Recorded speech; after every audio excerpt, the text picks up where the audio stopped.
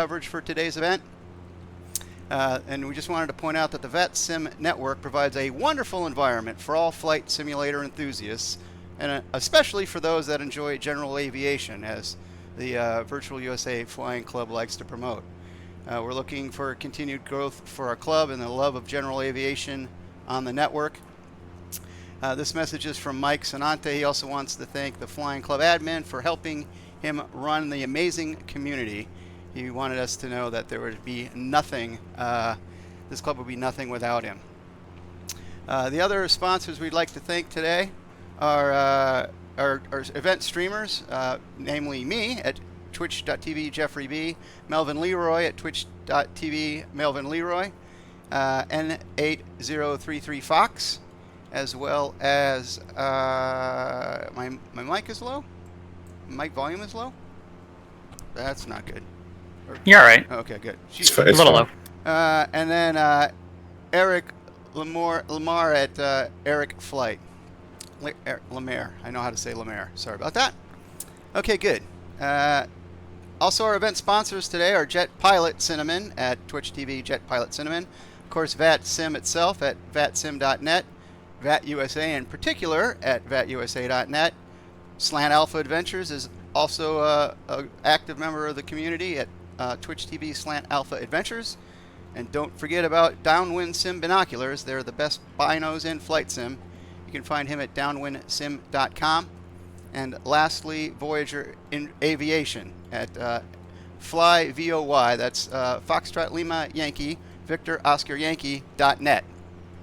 So with no further interruptions, what we're going to do is switch over to our the field. We're going to see if we can pick up Mike, and then I'm going to take over my duties as the field announcer. So we should have Mike on the air. There we go. Cessna 170 cleared into the box. Roger. Ladies and gentlemen, as you can see, that's Mike Sanante out there in his Cessna 170 Bravo. That is the precursor to the more current Cessna 172. It was a conventional geared. Yes, I know tricycle gear is not conventional. And he's also known, it's Mike Sanante, he's also known as Jet Pilot Cinnamon. He streams on Twitch, twitchtv.jetpilotcinnamon. He's a real-life A320 pilot for a commercial airline. He's also a VatSim controller in the New York RTAC, or the New York Controller Region. And he's also the proud founding father of the Virtual USA Flying Club. Mike formed the club to encourage and promote GA flying on the VatSim network. He established the club in August 16th, 2019, and it's obviously still going strong. We have approximately 600 members. There are 4 to 6 group flights each month. And we also have plenty of special events like this air show. We're really happy that Mike thought of this event, and he's able to pull it together. So he's approaching the field for his first pass. He's winging it, so we're going to figure out what he does when he does it, and hopefully everybody will be super excited about it.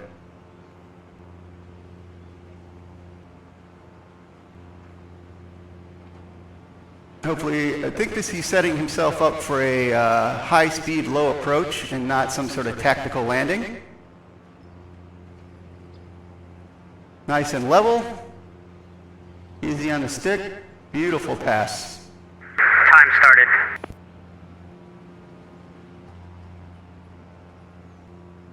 Make his first low approach. High angle pull out. It's a beautiful looking livery. I think, who put that together? Oh, that would be me. Making his right-hand bank turn. He's got the eagle livery on the nose. Coming back around. He's doing the impossible turn. Something that you might want to try if you were, ever engine out on a climb out. Lining back up for a low approach with a little bit of a parade pass there. wing waggle for fun. The Cessna 170, by the way, it's an American single-engine, four-seat general aviation aircraft produced by the Cessna Aircraft Company, between 1948 and 1956. It was the predecessor of the Cessna 172, which turns out to be the most produced aircraft in history, and we are going to have a demonstration of a 172 later today. These were produced up until 1956, as I said. There was over 5,000 Cessna 170s built, and there's 2,000 still in service today. Mike's coming back in for his second full pass. Another low approach. Looking nice and stable. Into a high G pullout. And a quick level out. Well done. This time I'd like to do a shout out to our show sponsor, Downwind Sim Binoculars. They are the best binoculars available in any sim. As you can see, I'm using them myself.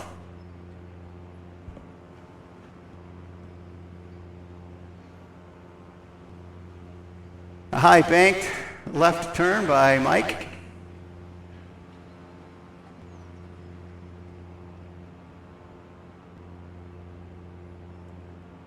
Oops, that was my host. I forgot that one. Jeez, I had these all set up and I forgot all about them. How about that? The flaps on. See what he has to do here. I don't know if he's coming in for a landing. Just a low speed, super low pass and stall configuration. Could be anything, knowing Mike.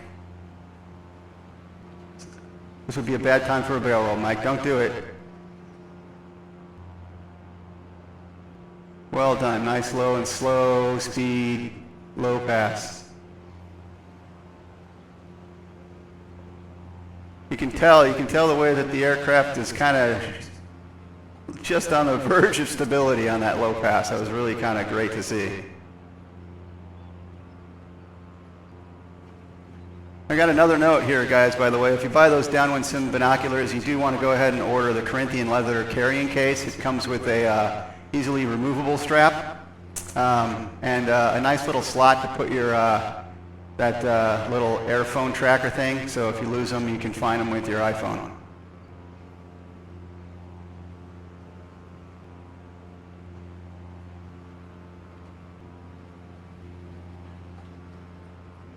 Nice steep left turn.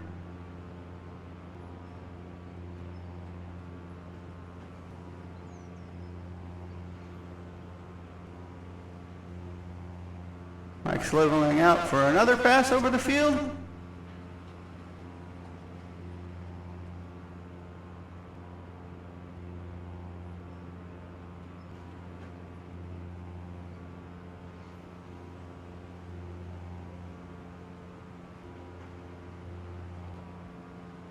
Nice little wing waggle. Practicing for everybody flies into Oshkosh. That's the only way you're going to communicate with the air traffic control there. They don't want to have a lot of radio chit-chat, so they would say something like, hey, red, white, and blue, Cessna 170, if you can see us, waggle your wings.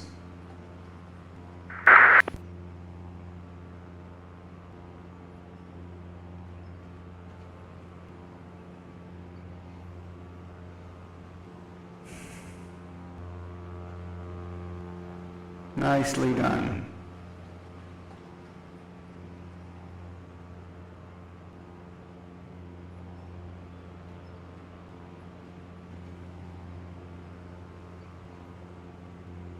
Another flight outside the field. They enter the pattern.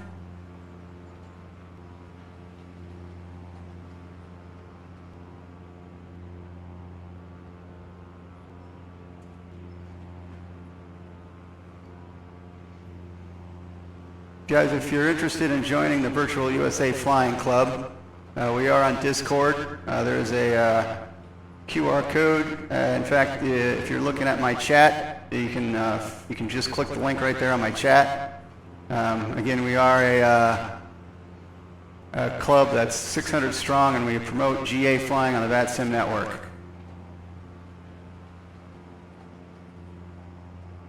Now he's just doing a rudder kicks back and forth.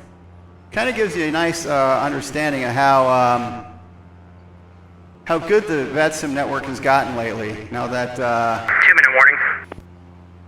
now that we've got much faster updates, and previous versions, maybe up as short as a year ago, you would not really have been able to see Mike doing the wing wag or the rudder kicks like that. So that's pretty kind of nice to be able to see that in the network. Mike's just given us the air boss has given Mike the 2-minute warning. So he didn't reply that he copied, but since he gave the message to himself, he's probably good. Nice pass over the parade field. You can see that that's C-47 Skytrain sitting there on the ramp. Another beautiful aircraft. We'll see later today.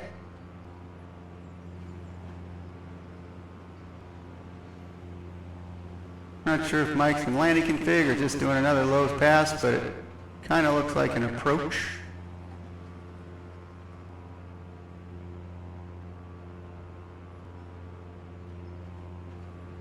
See that big virtual USA flying club emblazoned on the side of that aircraft?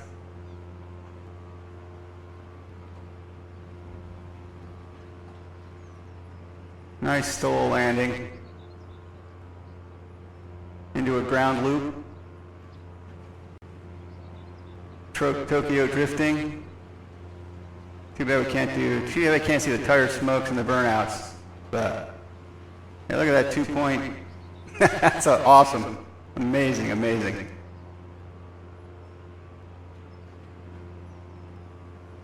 Everybody give them a big round of applause. Time's up, exit the box. Catalina stage. Oh, roger, Catalina.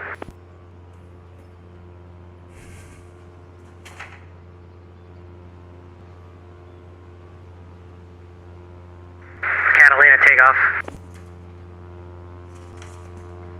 Catalina, roger.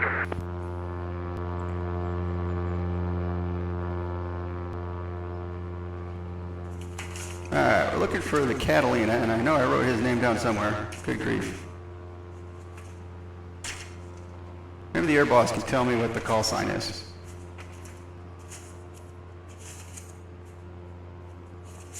$522. Let's see if we can find that Catalina.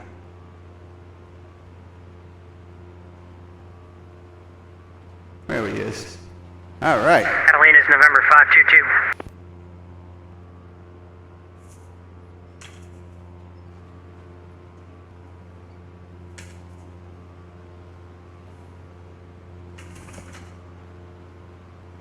All right, guys, taking the field right now is Nathan Cox. Extra 300 stage. His call sign's November 522. He's in a consolidated PBY Catalina. Nathan Cox is a Virtual USA Flying Club admin. He's a virtual air traffic controller at the Atlanta RTAC. He's been flight simming for nearly 2 decades. Nathan enjoys flying helicopters and old propeller airplanes, but his favorite flight sim activity is sitting right seat with his wife Emily while they fly together during Virtual USA Flying Club events. I think that's so cute. The PBY Catalina is an amphibious aircraft that dates back to World War II. The Catalina was produced by Consolidated in the 1930s and 40s. Catalina advise and ready. Will advise, Catalina. Now, ladies and gentlemen, when Nathan's setting up for his first pass, I just want to give everybody a reminder that the red zone is for the loading and unloading of passengers only, and that there should be no parking in the white zone. Catalina's turning inbound. Ready. Catalina cleared into the box. In the box, Catalina.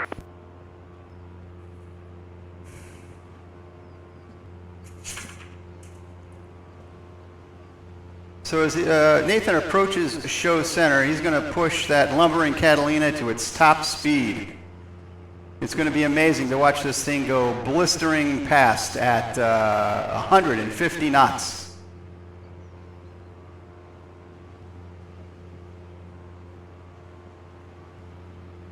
It's obviously a flying boat, but you will notice that there is landing gear on the side. So it is capable, it is a true amphibious aircraft.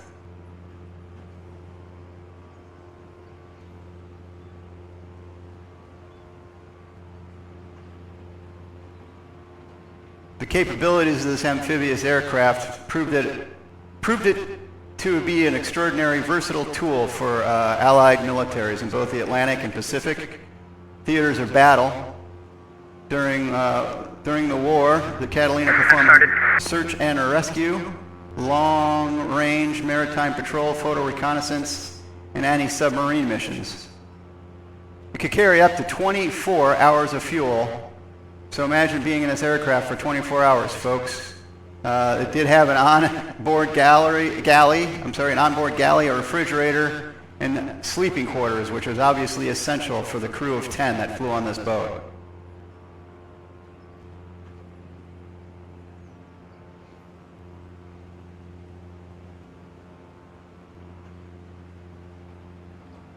One of Catalina's most famous missions during the war was in advance of the Battle of Midway. By May of 1942, the U.S. military had broken the Japanese naval codes, which revealed an attack on the island of Midway was imminent. A squadron of the PBY-5A Catalinas was deployed to the island. They began flying patrol missions 600 miles out into the surrounding ocean. On June 4th, 1942, Ensign Howard 80 and his crew, call sign Strawberry 5, sighted the main body of the Japanese fleet, consisting of 2 carriers, 3 battleships, and 6 to 8 destroyers. The report set into motion a battle which U.S. forces sank 4 Japanese fleet carriers and turned the tide of the war in the Pacific to the Allies' favor. So watch now as Nathan performs his low-speed pass configured for a runway landing. You'll notice the retractable landing gear is now extended for use on land. The PBY does lack leading and trailing edge wing flaps, but its sprawling wing produces more than enough lift for slow flight, like you're seeing now.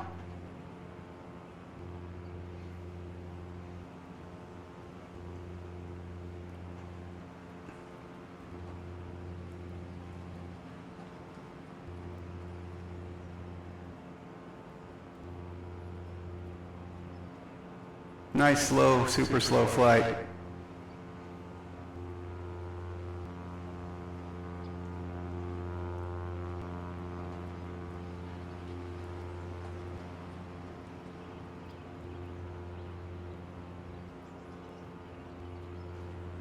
A gorgeous bird.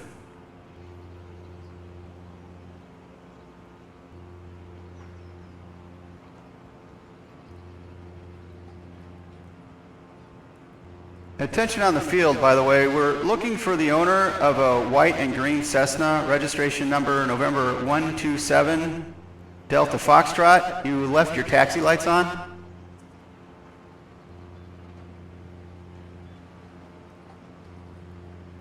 So the Catalina could also operate as a flying boat. This enhanced its search and rescue role. The aircraft could airdrop life rafts and supplies to survivors to support them until rescue vessels could arrive.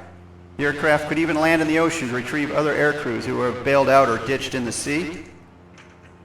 The expansive parasol wing mounted above the fuselage provided excellent visibility to the crew and plenty of lift for slow flight while also keeping the 2 engines and propellers safely above the sea spray. The 2 Pratt & Whitney R183092 twin Wasp engines are air-cooled and produce 1,200 horsepower each. These and the 3-blade constant speed propellers powered the Catalina to cruise speeds of 125 miles an hour. That's like 109 knots if you do the math.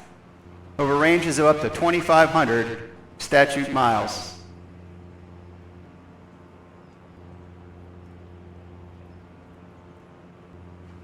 As Nathan passes show center on this next path, pay close attention to the sculpting of the underside of the fuselage. The shape allowed the smooth and stable operation on the water. The 2 floats also extended from the wingtips to enhance water stability while preserving the wing's streamlined profile when retracted in flight. The Catalina's biggest successful rescue was of the survivors of the sinking of the cruiser USS Indianapolis in 1945. The cruiser had been sunk by a Japanese submarine. With few lifeboats and not enough life jackets, some 900 crew members were cast adrift after abandoning the ship. 4 days later, one of the first aircraft to spot the survivors was a PBY-2 Catalina on a routine patrol flight. The aircraft dropped a life raft and a radio transmitter and alerted all available rescue assets to the scene.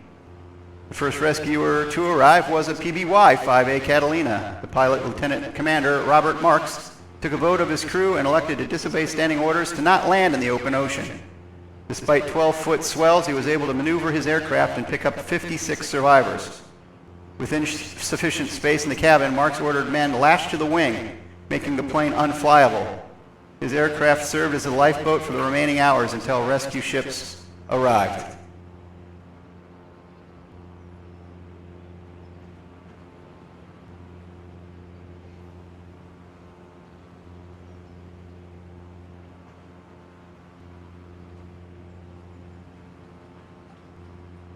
For decades after the war, the Catalina continued to be used in search and rescue role while also finding a new mission as a water bomber for aerial fighter fighting.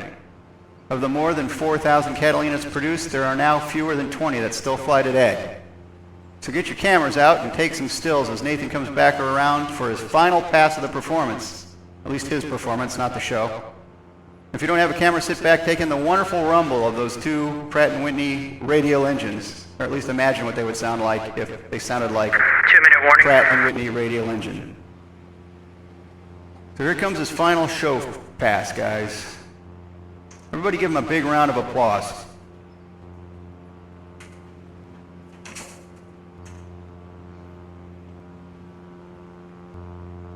Nice wing wag. Everybody wave.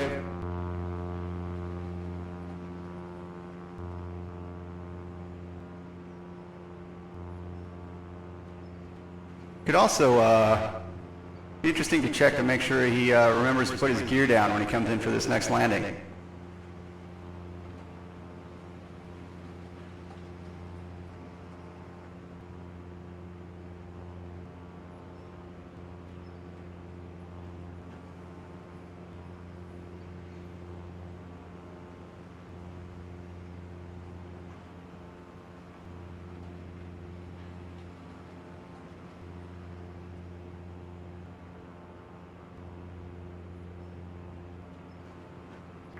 Catalina's turning for the right downwind. Catalina, exit the box. Come in for landing. Extra, you're clear for takeoff. Clear takeoff, A-Force Bravo.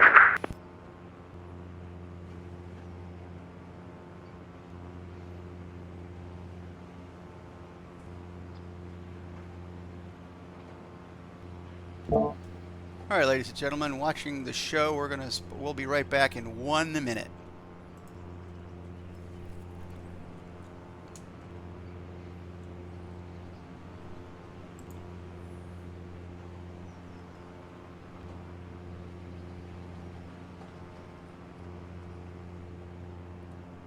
Change your show title if you have a chance, Jeffrey. Oh, sorry.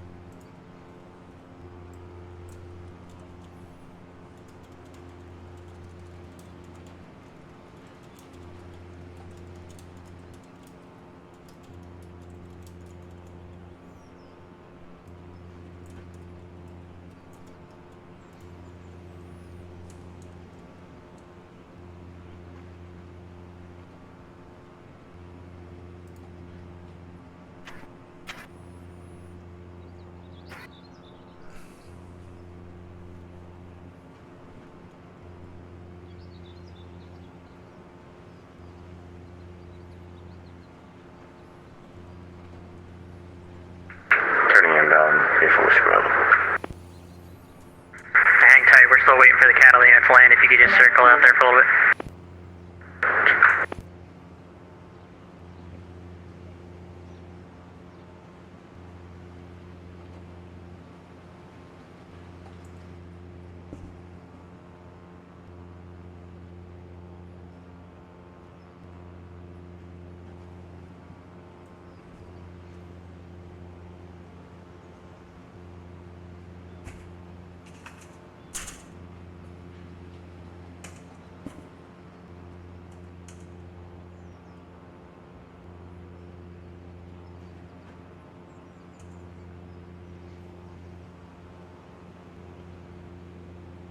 Just waiting for our next performer to get ready and be able to enter the box as we let the Catalina get on the ground.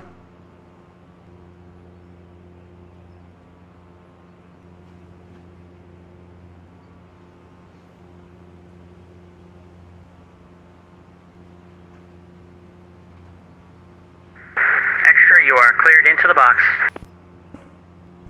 The box, extra 300.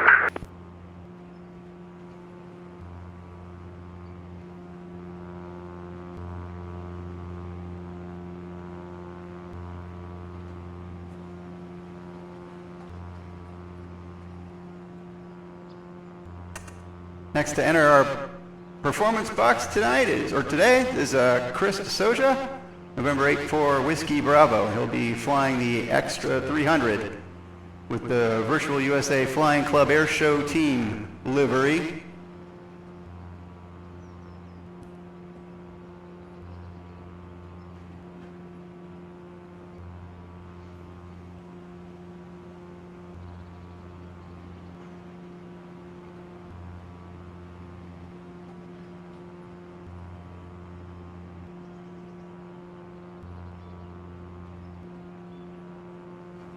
Starts off with his first pass in inverted flight. Right down, low approach. Time started. Beautiful inverted flight. Chris is a student pilot at Republic Airfield in New York. He's been flying on the network for about 2 years, mostly flying airliners. But he did get a great recommendation from some pilots about the club, and he wanted to get himself involved, and he's been flying group flights with us ever since. Today he's flying an Extra 300, which is a 2-seat aerobatic monoplane capable of competition in the unlimited category. It was designed in 1987 by Walter Extra, a German aerobatic pilot, and it's built by Extra Flugzeugbau.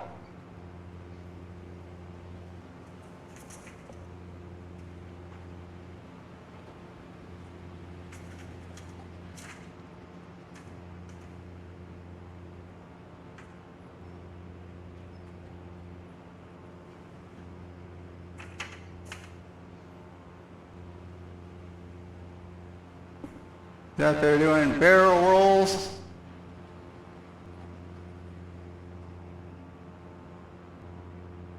The design of the Extra 300 was based on the Extra 230, an early 1980s monoplane having a wing made of wood. The Extra 300 has a welded steel tube fuselage covered in aluminum and fabric.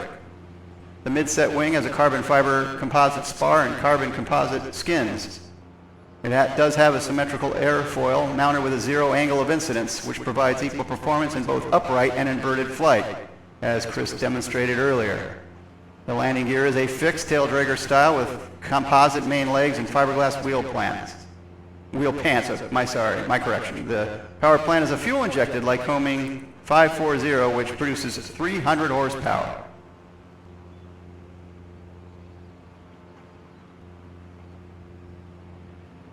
Another low pass inverted.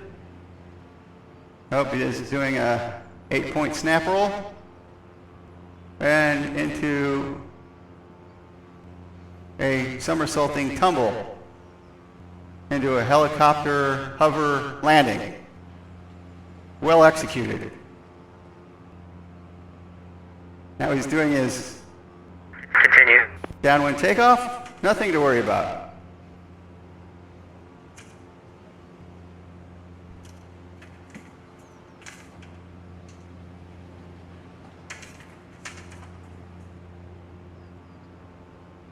The good news is, folks, that the Extra 300 is Power stressed through, Chris.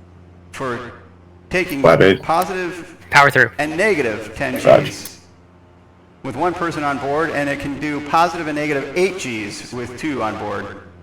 Some Extra 300s are registered in the experimental category under a special certificate of airworthiness, while others are type certified in the aerobatic category. There have been about 780 extras produced to date.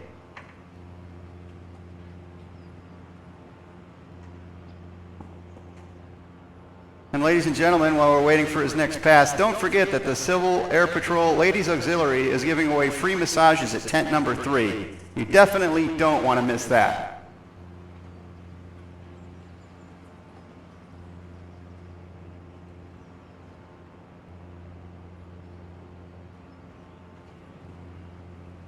Chris is coming around for his next pass.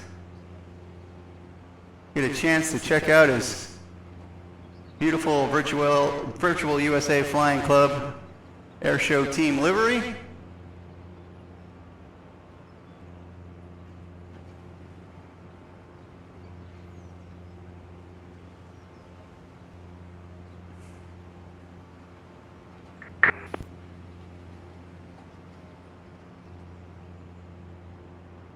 Sorry about this, I forgot to turn this off. We'll just do that right now. It's been annoying the whole time.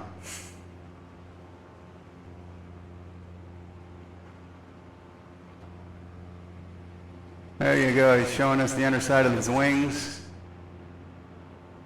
showing his colors.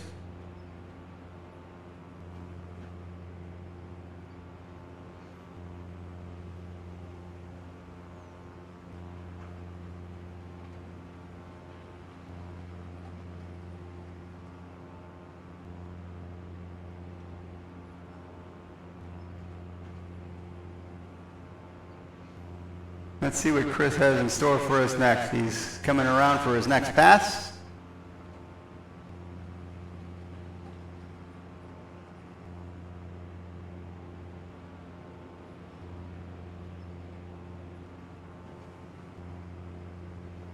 I need the steerman to stage. The steerman to stage. Roger. Affirmative. Now he's coming around for one last inverted flight, high-speed inverted flight. Very, very well executed. I don't know if that was a 2-point snap roll or if that was just a vet simism, but it was a nice recovery. 2-minute warning. Chris is in his last 2 minutes of the flight.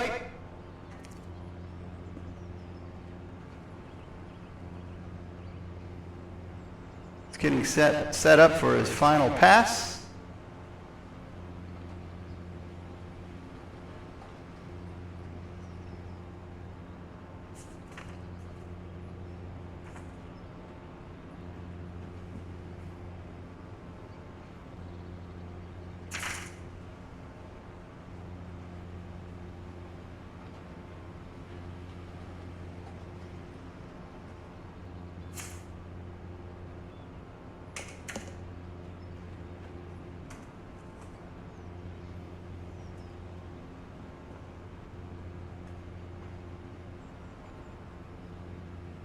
Another aileron roll into inverted flight.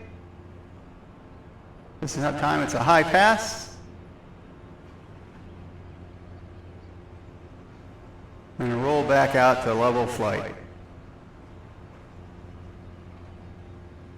Well done, sir. Everybody, let's give Chris a big round of applause. That was a nice performance today.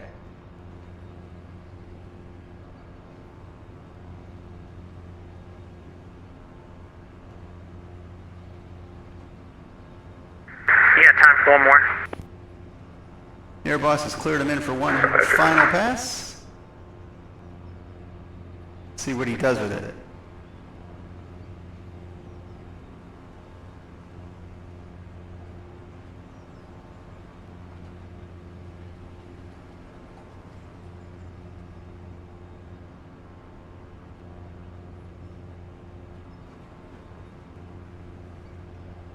Coming in for his final pass. Steep dive.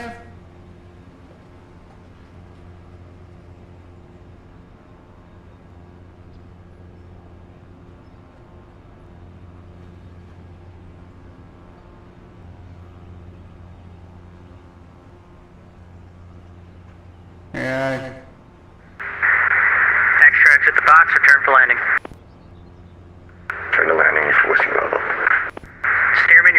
takeoff. Steerman flight, clear for takeoff. Last one. Give us give one last hand to Chris. What a great demonstration of that extra 300 and the virtual USA Flight Club Airshow team. So our next group getting ready to depart for the next show is a trio of Stearman aircraft.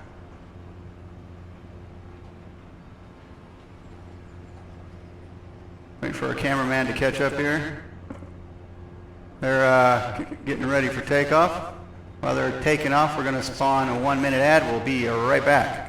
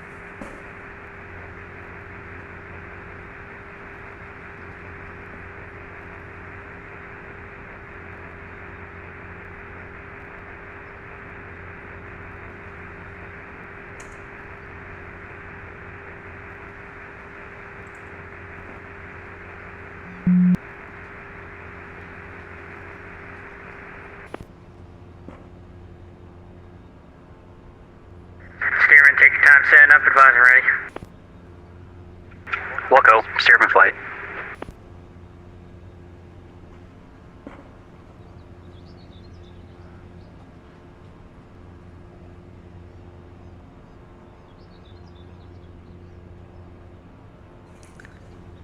Our next group getting ready to enter the box today is the Stearman Model 75 Performance Team, consisting of John Smith, Ben Speidel, and Eric Lemaire.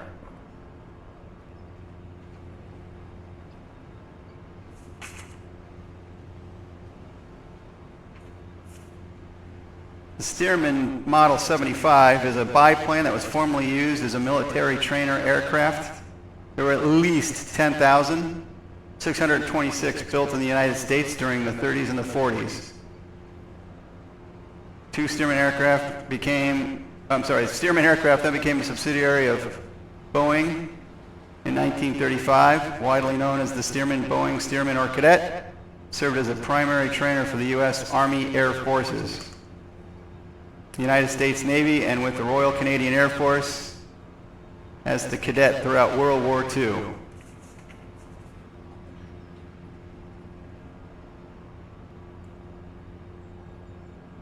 Steerman, when you're ready, you're cleared into the box. Roger.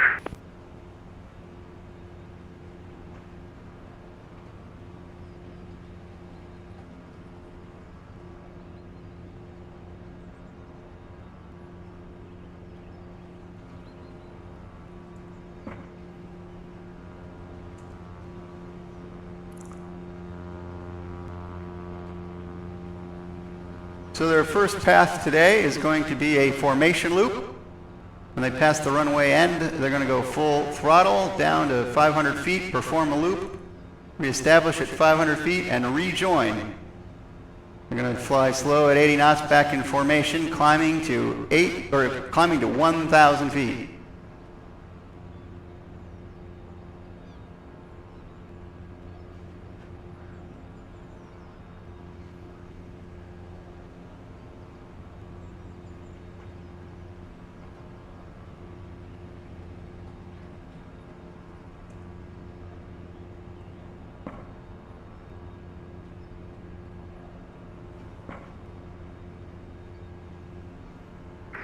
Minutes, time started.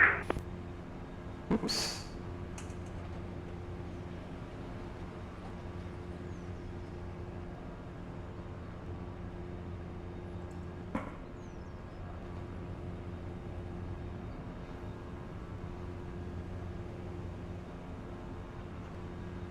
This is sometimes what VATSIM will do. Occasionally it kind of gets, when you're doing barrel rolls and back loops, it gets confused as to which orientation the aircraft's actually in. Guy looks like a really killer RC pilot.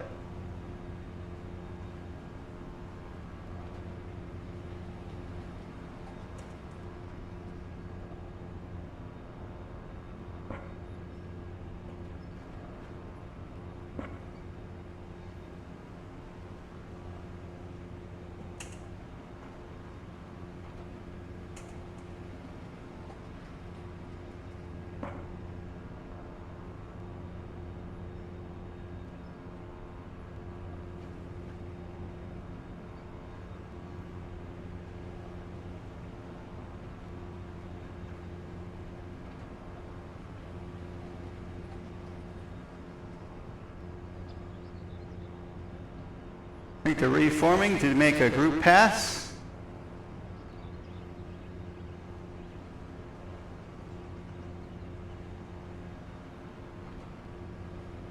The kite maneuver. Apparently it's called the kite maneuver, the RC airshow we just saw. Switch to the solo. Which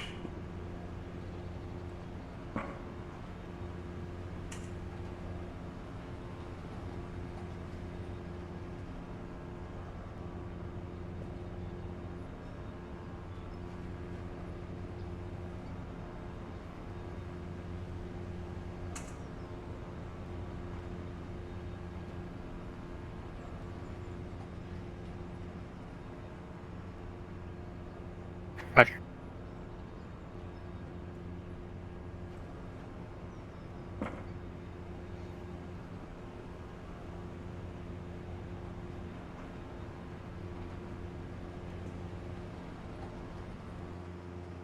.98 Papa, what we were just looking at there was John Smith, goes by Smitty. You're gonna learn a lot more about John later because we're gonna see him later in the show.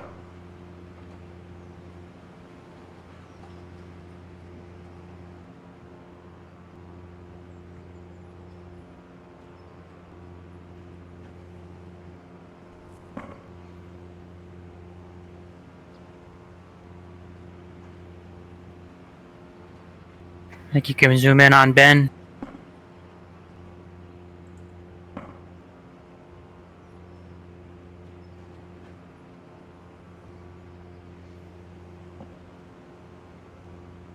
And there's Ben Spidell. He's a longtime Minnesota resident. Never lived more than 2 hours from the Twin Cities. Fell in love with aviation at a young age, and was just looked outside of an old farm purchased by a retired Northwest Airlines pilot. His memory of the 4-year-old wanting to be Chuck Doyle in his plane, which was also a steerman. That's where he realized that the sound of summer is a steerman doing a run-up.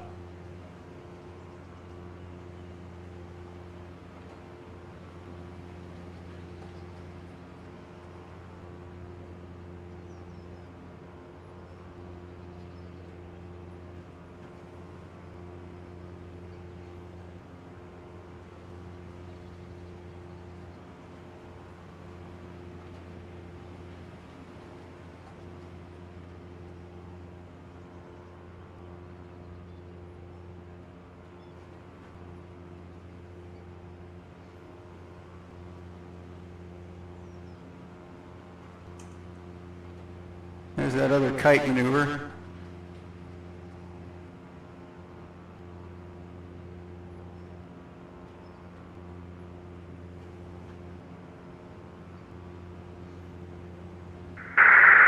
On each pass, you guys should call out whichever you should follow on our bus frequency, please. We'll go.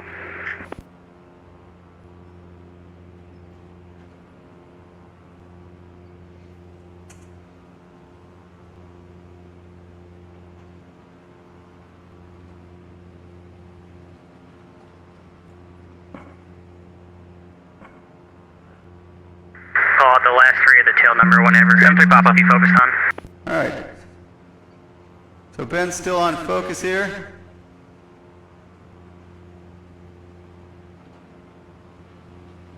Now it's on you, Ben. Got steering buzzing around here like World War I dogfight.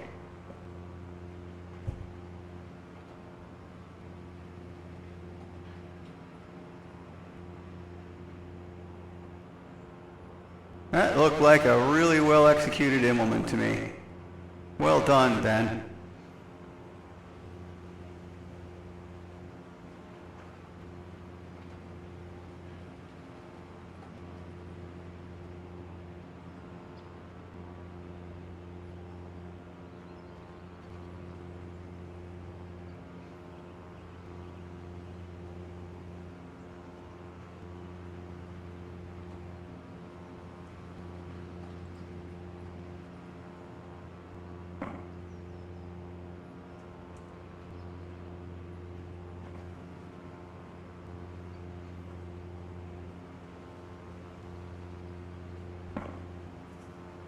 Guys, did you know that Galesburg Municipal Airport holds the current world record for most GA operations in Knox County, Illinois?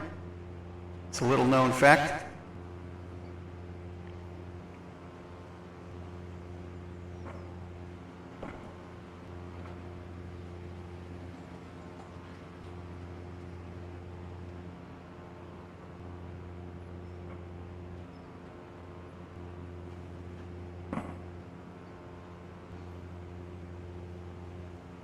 Focus still on you, Ben.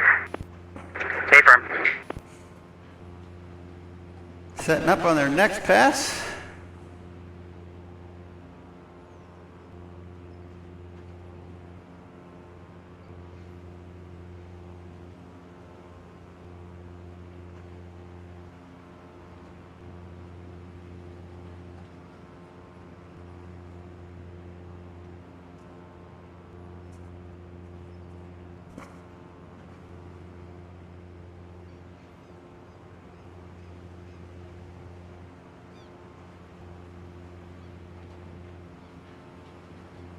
Nice barrel roll.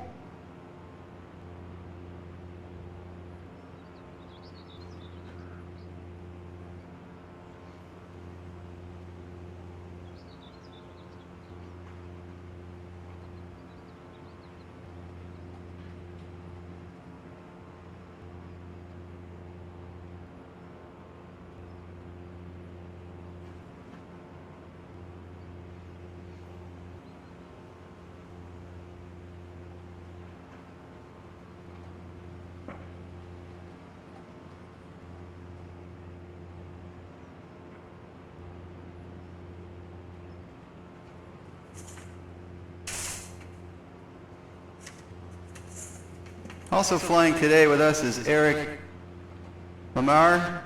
Eric's been in flight simming for over 25 years. He's a streamer known on the flight sim community as Eric Flight. He's also a real-world private pilot flying GA aircraft. Been a member of the Virtual USA Flying Club for a few years now. He's been known to host group flights with us, organize and host.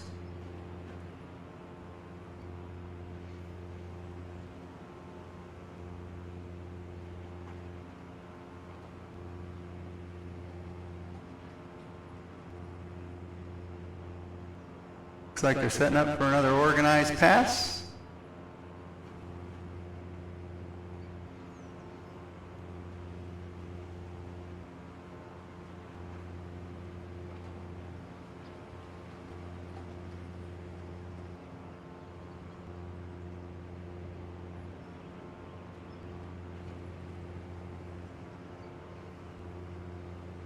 And nice formation now.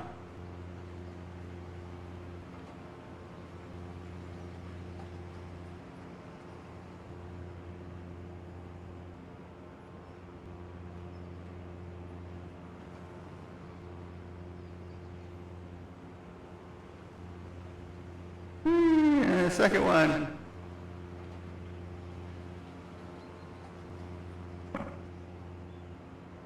That's Eric now.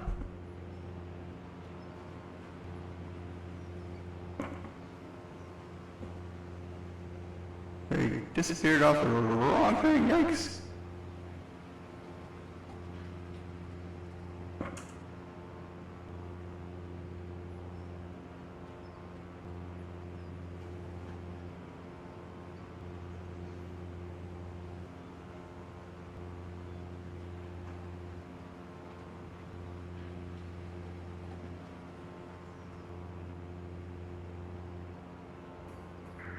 Minutes, guys, 5 minutes.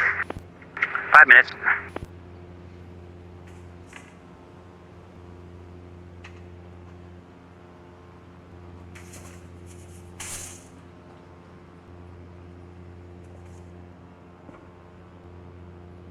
D47 stage. C-47 stage.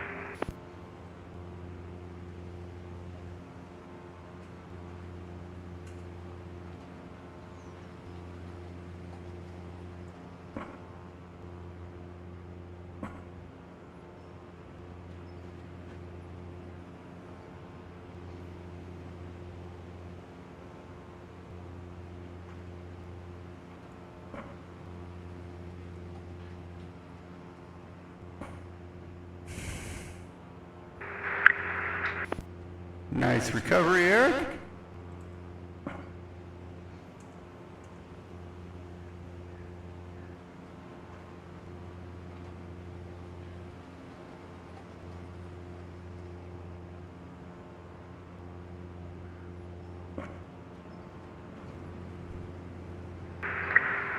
And 7-3 Papa is going individual for Cuban 8. Here, focus on 7-3 Papa.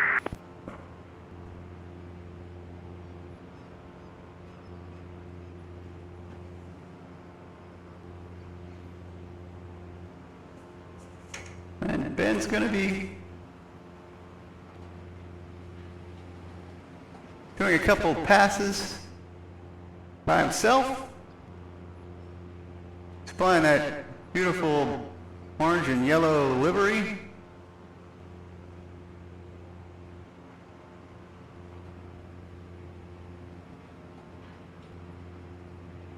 And then got himself into kite mode.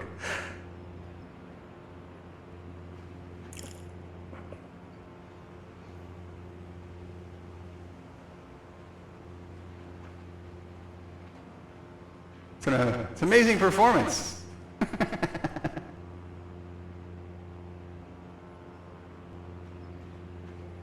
Snap out of it, that's him. Runway 3, hammerhead. America Foxtrot. America Foxtrot. All right, now here comes Eric in for hammerhead.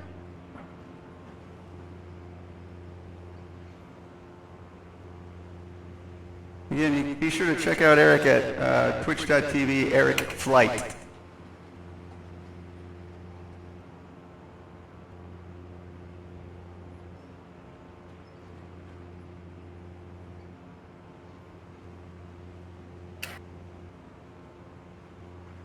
Oh, yeah. 2-minute warning. Alright. Well done.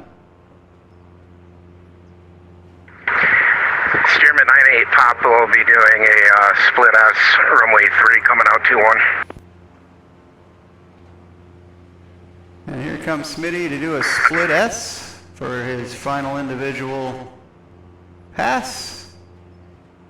Everybody give a big round of applause to all three of our Stearman pilots tonight, Ben, Eric, and Smitty.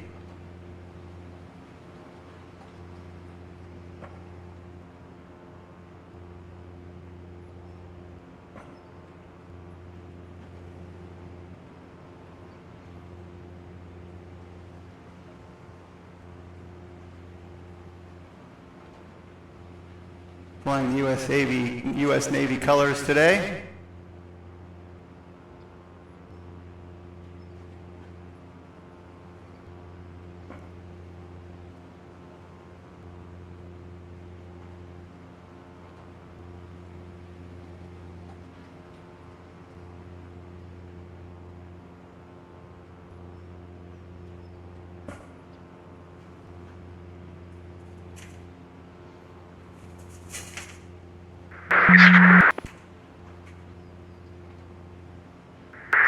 one more pass. One to go. Pick 7-3 Papa.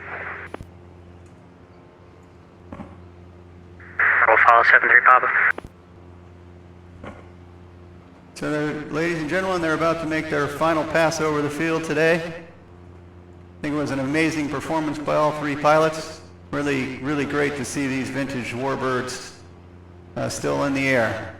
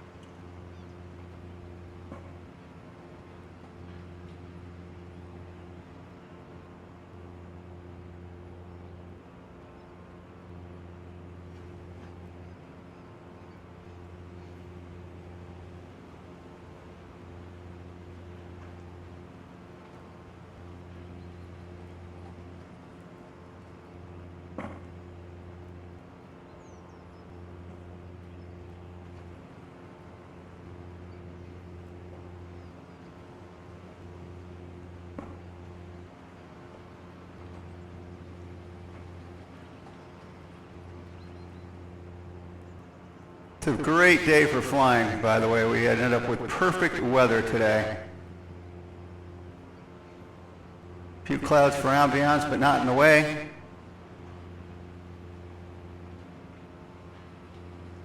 Here they come again, guys, for their final pass. Let's give them a big round of applause as they pass overhead.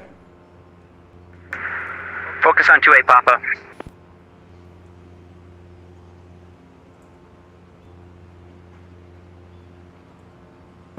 And if you could, focus on 9 Echo Foxtrot as we go by here.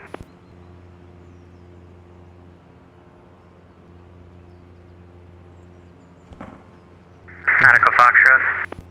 There's 9 Echo Foxtrot. Eric's ready to show off something here. That nice livery.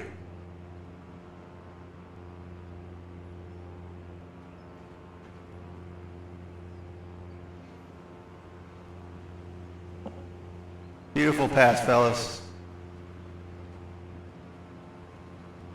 Great performance. You can exit the box. You guys can fly out and just do a 180 to come back to the field. Roger. All right, 180 into the field. C-47, you can take off. C-47, take off.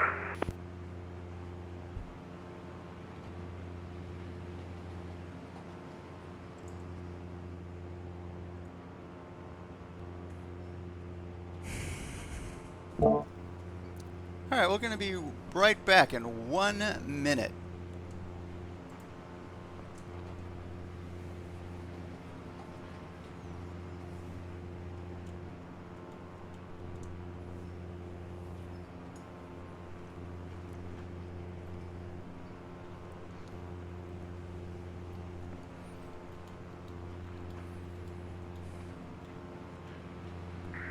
Take your time setting up and you let me know when you're ready.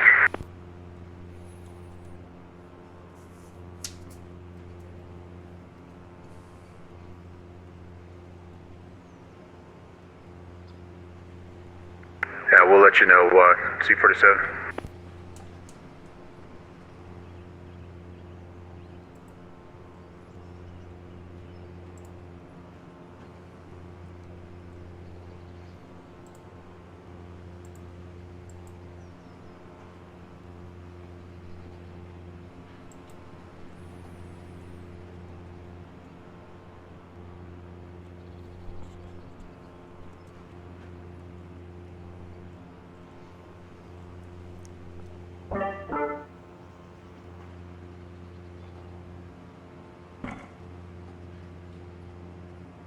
All right, ladies and gentlemen, our next aircraft into the box, getting set up now, is Brant Nyberg.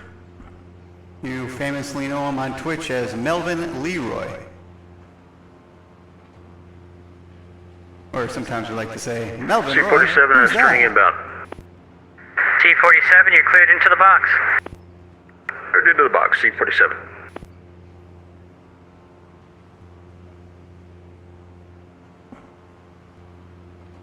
So again, you can find Brant on Twitch TV, Twitch TV / Melvin Leroy. His streamer name is the name of his grandfather, who was the one who piqued Brant's interest in aviation at an early age.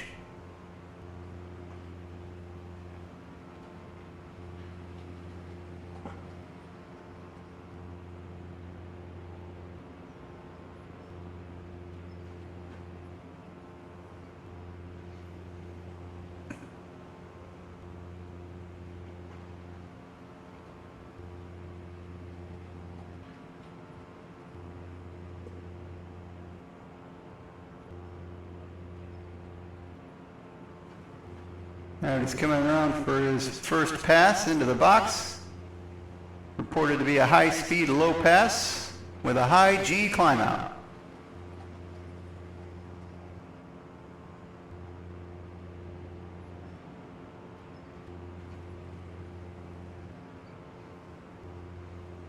Look at that beautiful, that's all, brother.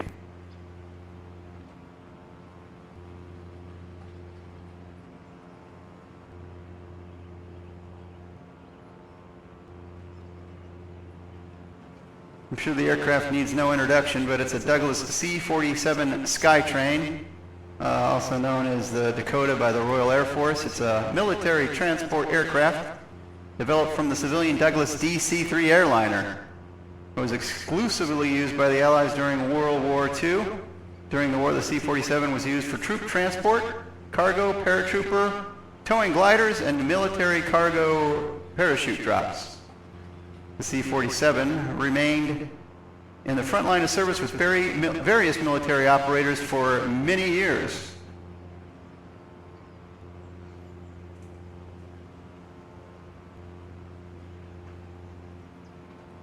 Our pilot Brant does like to fly a variety of aircraft, but he does have a special place in his heart for vintage planes. He chose the C-47 because of his love for World War II history, especially in terms of its aircraft.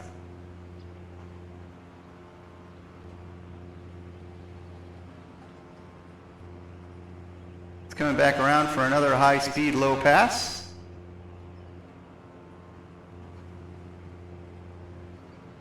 Approximately 100 countries' armed forces have operated the C-470 with over 60 variants. The C-47 differed from the civilian DC-3 by way of numerous modifications, including being fitted for cargo doors, hoist adjustment, and a strengthened floor, along with a shortened tail cone for glider towing shackles and an astrodome for the cabin roof.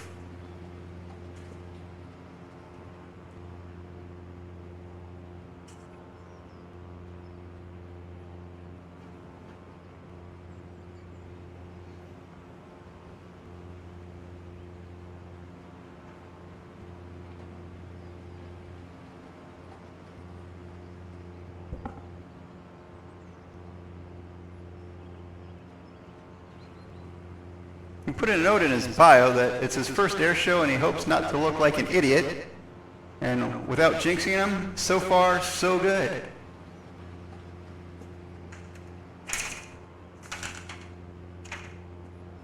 Also, ladies and gentlemen, the Galesburg High School marching band boosters are washing aircraft today until 4:30. Small G aircraft are going to be $30, light twins for $45. Proceeds cover their trip to Florida for marching band next year.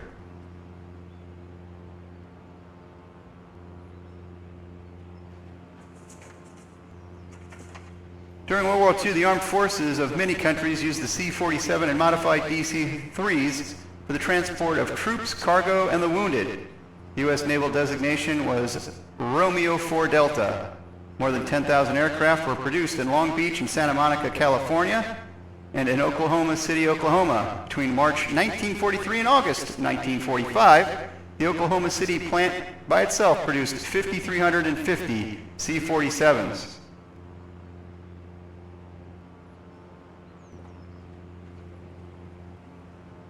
Brent's about to do another low pass. This time he's going to do a show-off turn towards the crowd.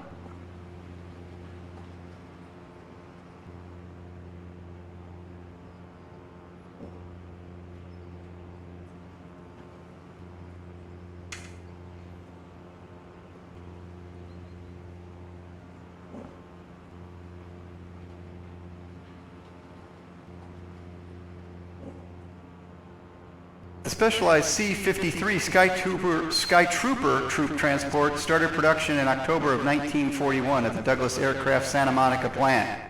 It lacked the cargo door, hoist adjustment, and reinforced floor of the C-47. They only produced about 380 Say again? because all the C-47s were found to be much more versatile.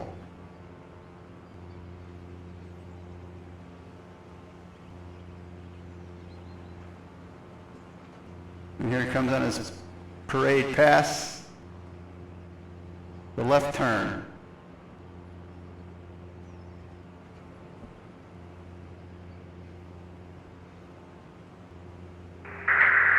Edge 540 stage.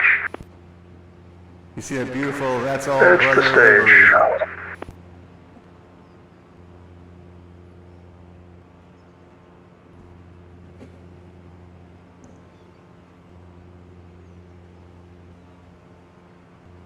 And he's coming around for one final low pass. But I do want to talk about that Hey, Mike. livery he's flying. It's Yes. the Quad City reports a 1200 code from the That's about all 5 brother miles to the over south, 75 years west, ago I think, on June 6, descending through 1944. 75. This aircraft, the That's All Brother, led the main Are they airborne trying to come in? invasion of Normandy. It was the first I haven't heard anything aircraft, from them on across CTAF, but the it channel. looks like they're heading this Piloted direction. by They Lieutenant overflew us Colonel at John Donaldson. 17,500 Plane led just a few over minutes ago. 800 C-47s Roger, we'll ignore. and dropped over 13,000 paratroopers into a battle that changed the course of mankind.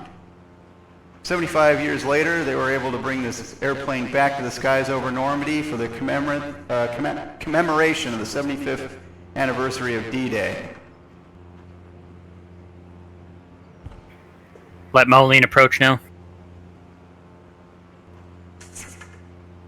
I personally have jumped out of a C-47 I'll let 'em know we're gonna ignore 'em. about 15 times Thank you. during a big party in Zephyr Hills, Florida in Good morning. 1991. 2 minutes. I know one person, if he's still watching, we do have a club member that's actually jumped out of this very That's All Brother DC-3.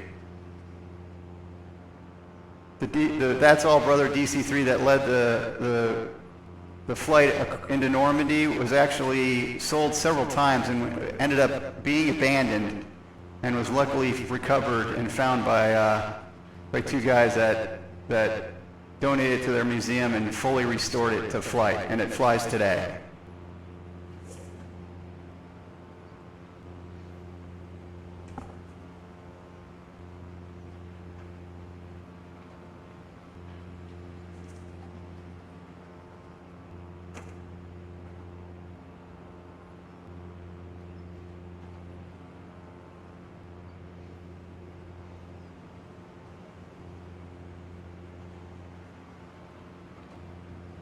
C-47's entering the right-hand traffic pattern.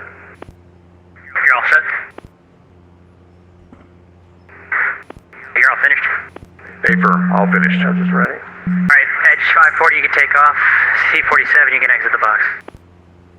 C-47 exiting the box. Clear for takeoff, Edge. 540 confirm you're clear to take off. Edge is clear to take off.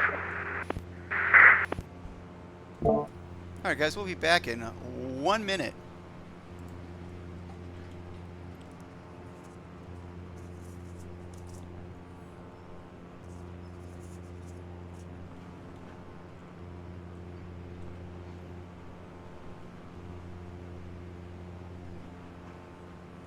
And Airboss, C-47, we went ahead and made a left-hand turn so we wouldn't get in the way of the departing traffic. Sounds good. You can come inbound for landing, your discretion. Roger.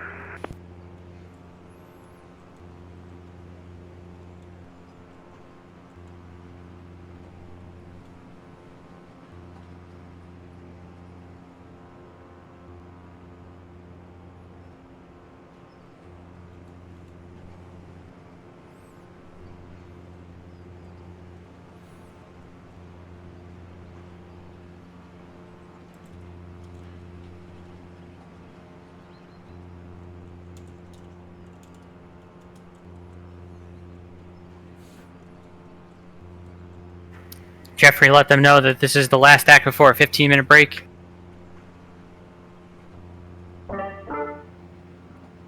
All right, ladies and gentlemen, we're back from break, Just to and double we just check at that break. want to I'm just let gonna you know cross that over the this room will and be do the our center wrap. final performance at the for break. this half of the break.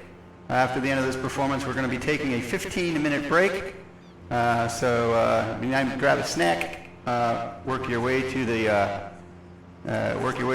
facilities, and we'll have a countdown on the stream, and you'll know exactly when we're going to be back. 47 left base, 2-1.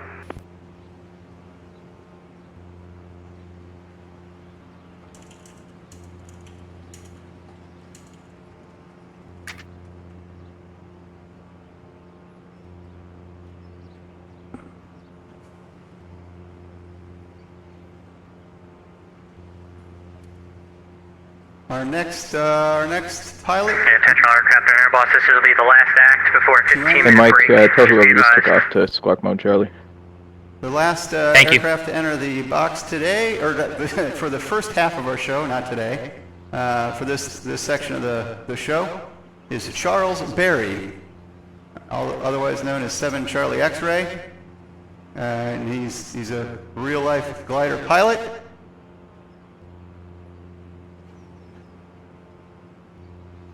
He's got a wife, 2 daughters, 3 grandkids, and 2 dogs. Probably in that order. I'm not sure about that, but I think so. He loves to golf, RC fly, so maybe he'll try to do a back roll and end up doing an RC kite flying. He loves flying an X-plane, and he lives in 540, you're clear to Central the box. California wine country. Clear to the box for the edge. He's flying a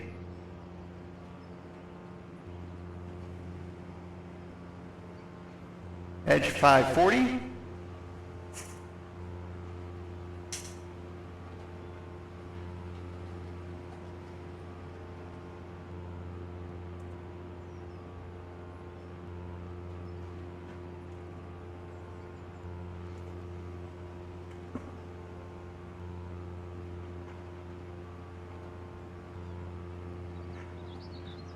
So Charles' first pass today is going to be the entry pass, and he's going to try to do double loops, a half Cuban to a reverse.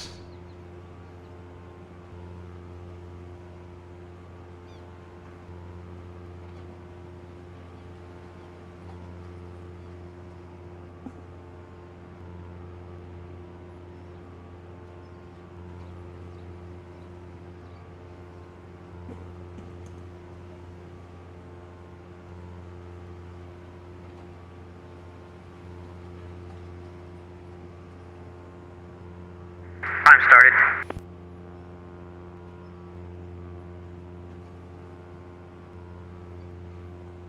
Let's go, that's him. That's the Cuban. So you'll notice what he does in a Cuban is does a back loop and then does a half roll out, and now he's in RC mode. Yep, now he's doing that. Now going into his reverse Cuban.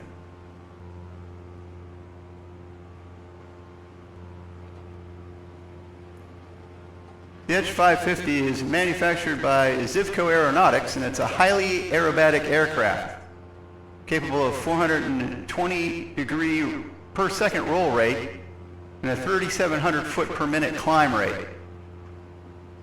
It's been flown to victory on the International Unlimited Aerobatic Circuit several times since the mid-1990s.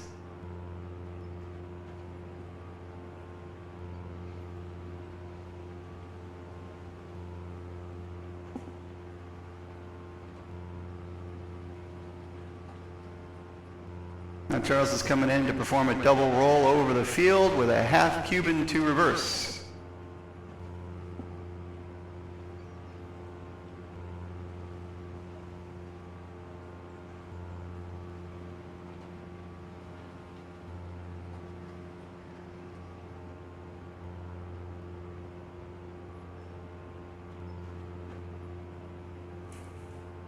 Chuck was born and raised as a permanent fixture of the Los Angeles area. He lives a short walk from Rat Beach. He's under the Tango Oscar Alpha West departures and the LAX Bravo. He's an alumni of Venice High. That was before Olivia and John filmed Grease there. And then UCLA. In the 70s, go Bruins.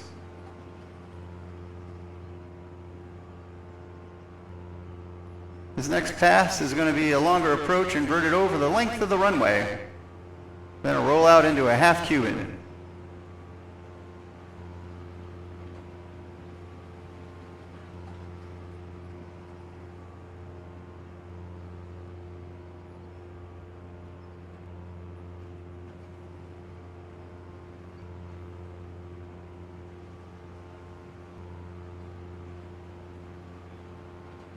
So guys, and before the break, I've just been handed this note. You do not want to use the third porta-john from the left.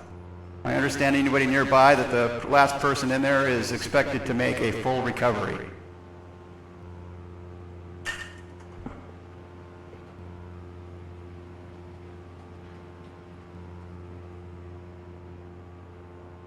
Now this is a vertical climb to a hammerhead stall.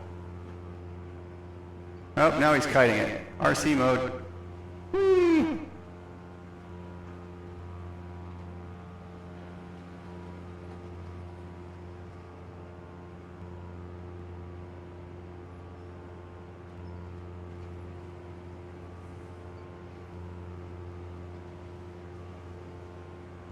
Betson will figure it out any minute now.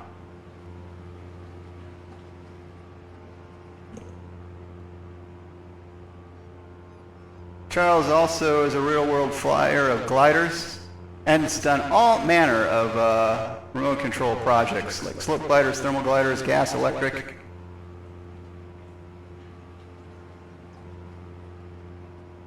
He's flying the Red Bull Racing. It's actually a pretty cool. It's a pretty cool RC performance, if I'm being honest.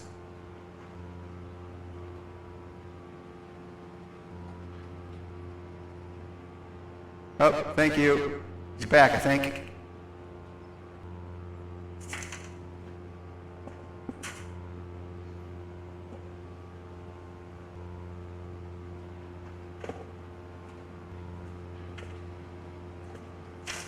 You know what's crazy, Jeffrey, is I'm seeing him do it on my sim and Mustfuss. This has got to be an X-Plane CSL thing.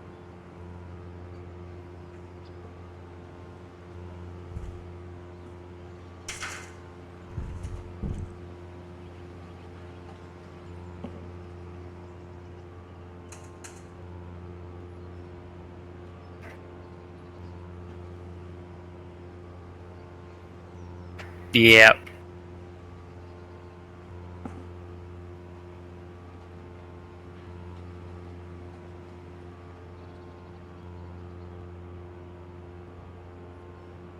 Yep, this was going to be a hammerhead stall and a dive to the runway, but hopefully it can snap out for his last pass.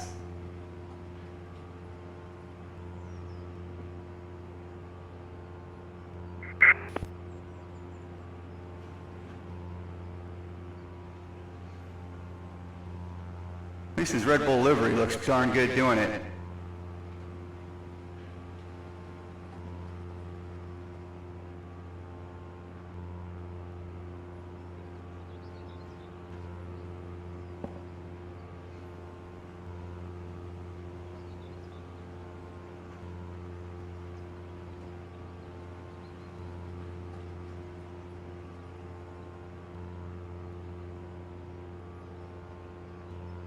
And then after this, his final Give it a notes, warning.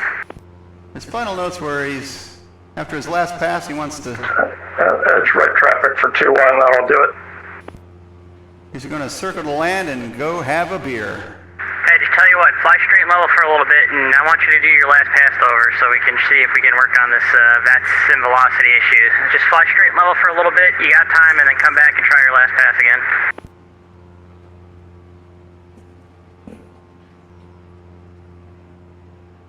I didn't quite copy it. Away from the field, is that what you're...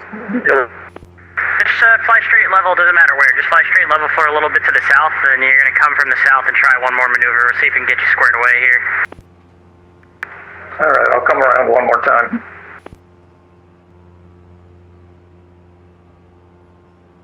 Yeah, per request of the commentator if you could do the barrel roll on the last pass so we can get this sorted out.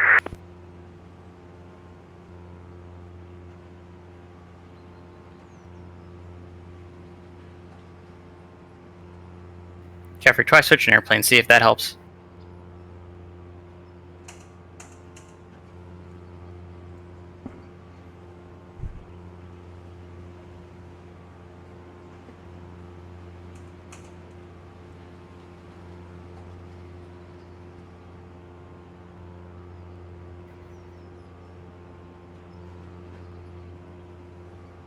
Here, when we get to the break, you're gonna probably have to disconnect and reconnect then.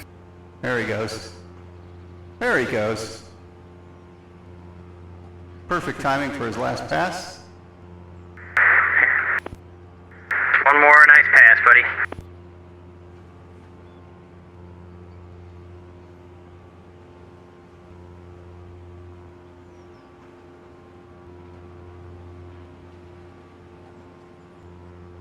And there he goes. There it's the way it's supposed to go. Well done. And now we're back into what? That was velocity not knowing what to do. Charles, thanks for humoring me. You're cleared out of the box. You can return for landing. Clear for landing for the edge. Light traffic 2-1. Central aircraft, this frequency air boss is going to commence a 15-minute break starting now. 15-minute break starting now. Second half performers, you can move to the ramp. First half performers, you can position yourself on the east side of the runway in the grass.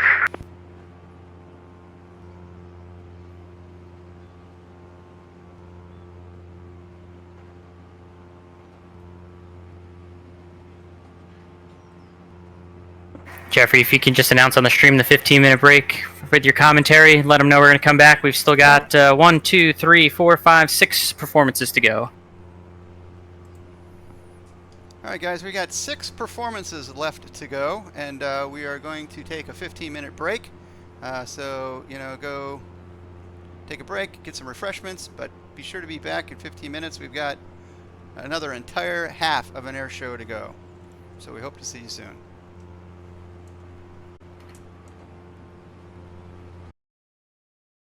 For the second half, because Minook hasn't gotten airborne yet.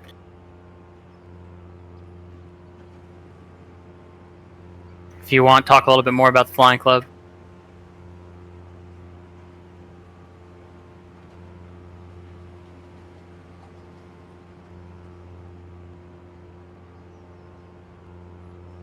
System 172, checking on 2-1. Thank you. And guys, welcome back. We are about ready to start our second half. We just want to take this moment again to thank VATSIM, VAT-USA, the Chicago RTAC, and of course VATGov12 for allowing us to put this event together. Again, it was under a special request, and it went through an approval process, and we're just thrilled to death that they allowed this event to happen today. Again, make sure you check our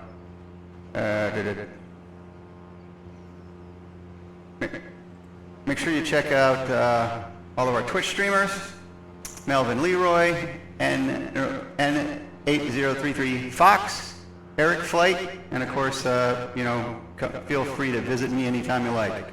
So all of our event sponsors, Jet Pilot Cinnamon, VATSIM at vatsim.net, VATUSA at vatusa.net, and Slant Alpha Adventures at Twitch TV Slant Alpha Adventures.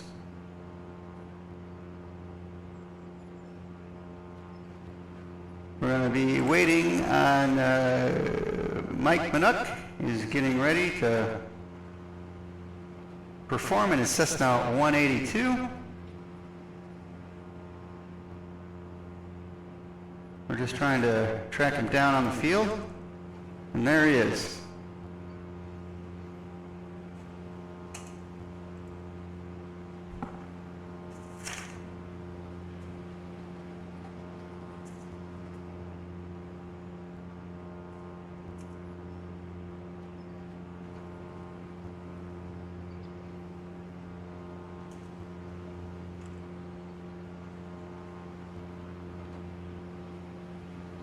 Ladies and gentlemen, on the flight line, the fine folks at Watson Thomas Funeral Homes over on North Seminary Lane are giving away free fly swatters at their booth.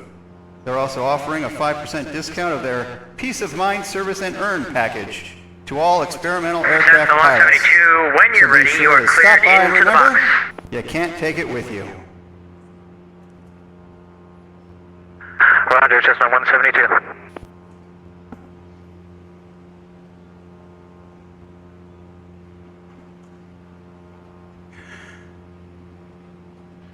All right, Mike Minuk is getting ready to make his first pass.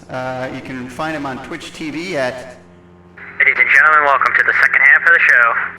N8033 Fox. That's November 8033 Foxtrot Oscar X-Ray. And he's going to be our first performer on the second half of the show.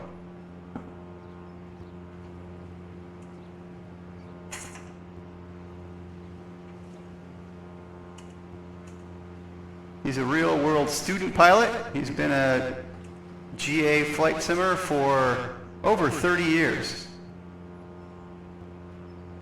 Mike also has a full Cessna. Probably wouldn't have advertised the fingers frequency on the stream there, guys. Probably would not have done that. 172 flight pit, or a flight sim pit. So he's got 3 screens and all of the instruments on a board, and he literally flies it in his house like he's in the airplane.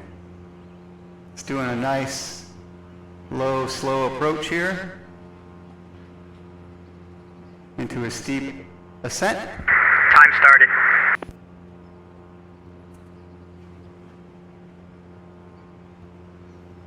He's doing a slow prop hang right now. And if he does a successful recovery, he'll do his next magical trick.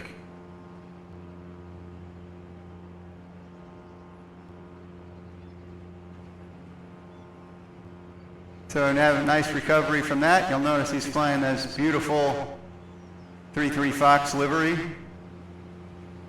Vet USA logo proudly emblazoned on the underside of his left wing. That was clean. Yeah, sure. It was sure a clean prop hang. The Cessna 172 is a Skyhawk, is an American 4-seat, single-engine, high-wing, fixed-wing aircraft made by the Cessna Aircraft Company. It was first flown in 1955. There were more 172s have been built than any other aircraft. It was developed in 1948 from the Cessna 170 that you saw Mike fly earlier today, but this time with tricycle landing gear rather than the conventional landing gear. The Skyhawk name was originally used for a trim package, but was later applied to the all-standard production 172.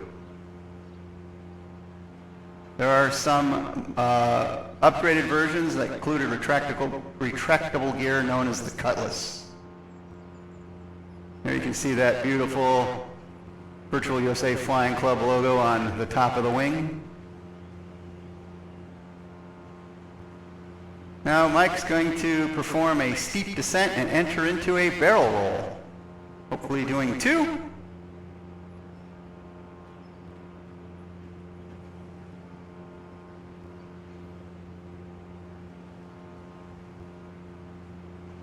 Here comes a steep descent.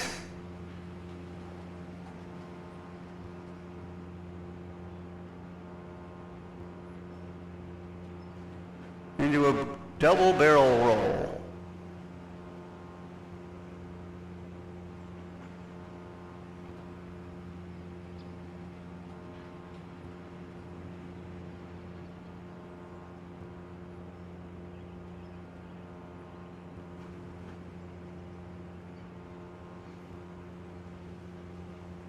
Now he's going to come around and try to set up for a loop. There's a second barrel roll.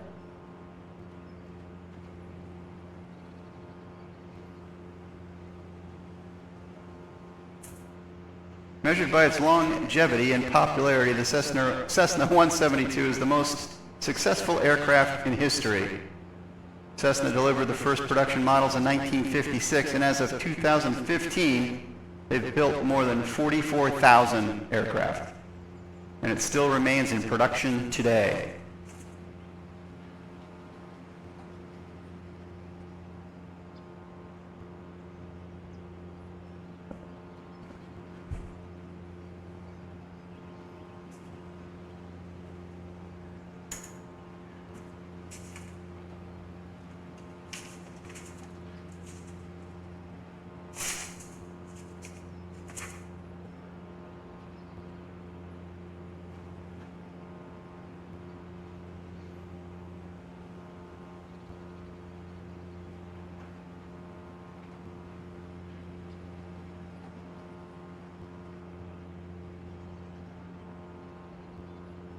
Michael's setting up to come in to perform his first of 2 loops.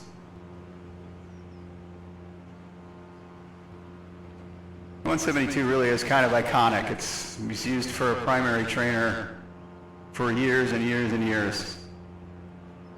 It's kind of slowly losing popularity to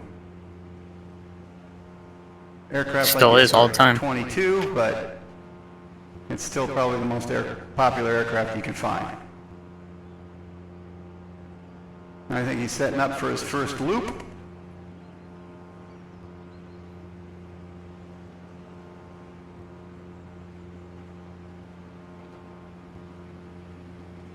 So many modifications have been made, or variants for this aircraft.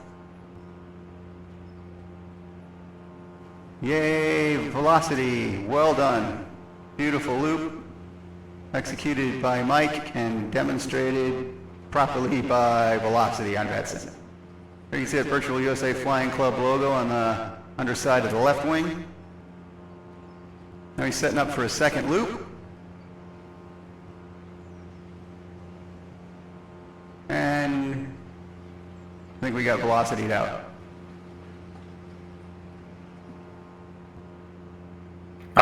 You spoke too soon on velocity. Plus I'm in the middle of an ad. I didn't Spoke even too soon. realize.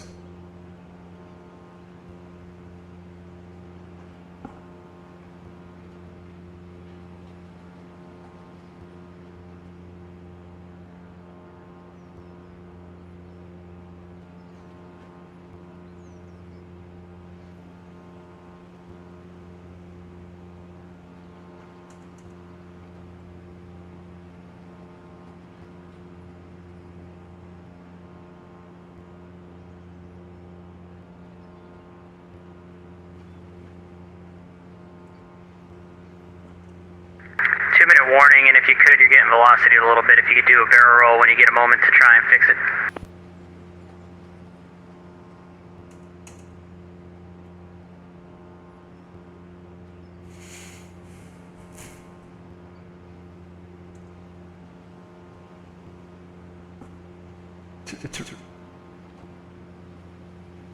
Hey boss, Mitchell 98 Papa radio check, sorry, but switch sims. Clear.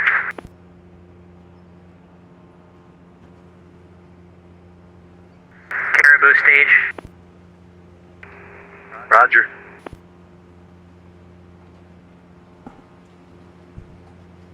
And there he's back. Michael, if you could just disregard. Disregard.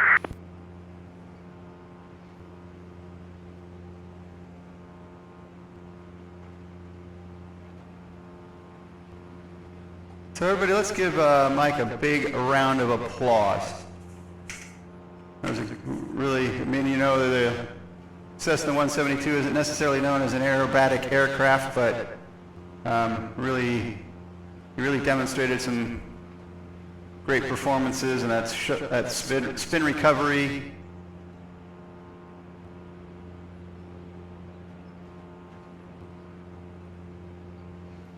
And his last low pass.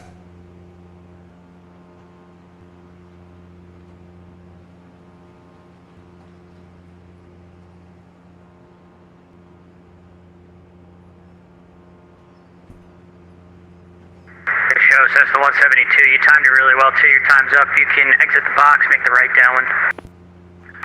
Exiting for the right downwind 21, Cessna 172. Caribou, you can take off.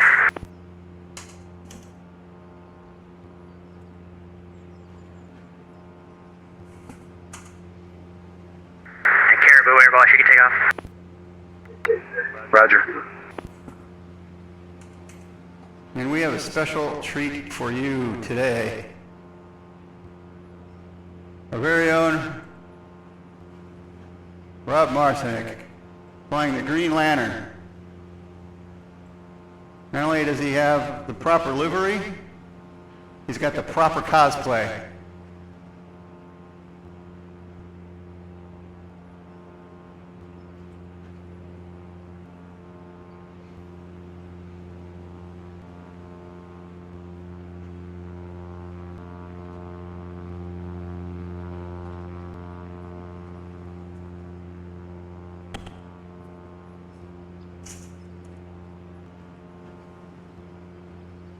I'm going to spawn a, well, no, I can't do that right now. Okay, so, just wanted to give you this information, folks. If you are a Bush pilot and you have big tire envy, stop by Big Teddy's Tundra Tires at booth number 6.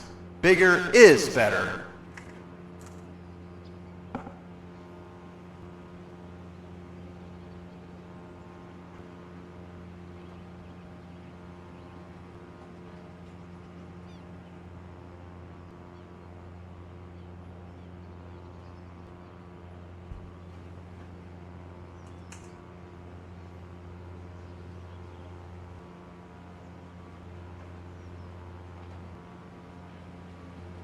Rob, do you have the gear down or up? I'm keeping him down. Gear.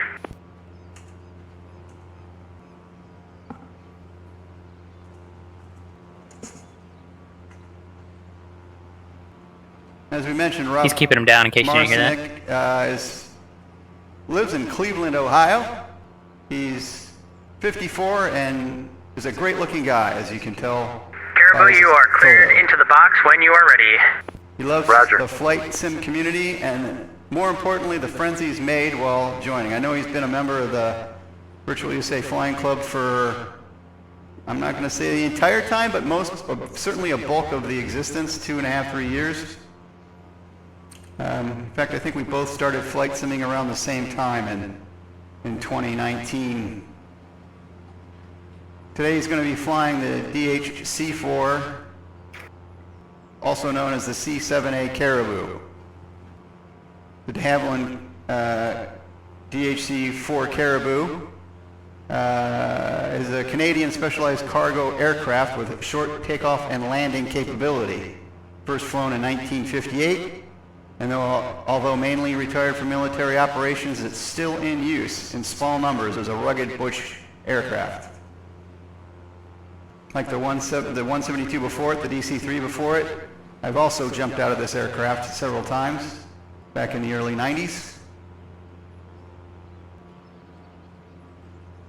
Rob is about to perform one of the most iconic maneuvers that can be done in a Caribou, which is the famous wheelbarrow. He's going to make a low approach. He's going to be in a severe nose-down attitude, and he's going to roll his nose gear down the center line of the runway while keeping the mains off of the runway.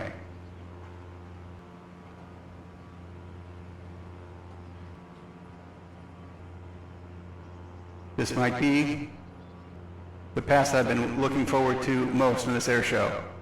I'm sure I did not jinx it.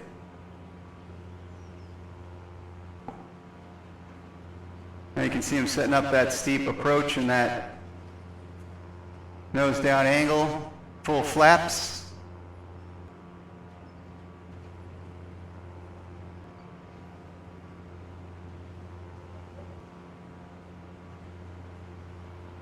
Ladies and gentlemen, also we found out that you can get 15% off your downwind sim binoculars if you use the discount code Green Lantern.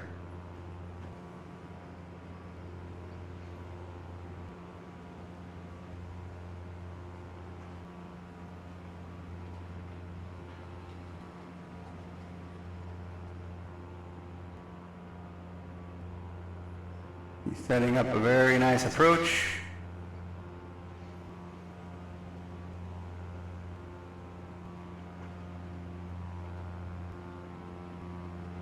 Time started.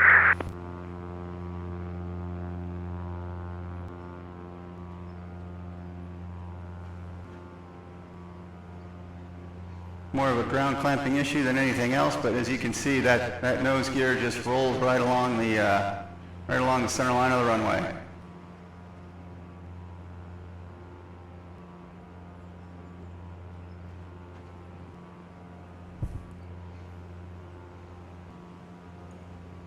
Rob, I didn't want to spend a lot of money on fuel today, so he's just going to make one more low pass.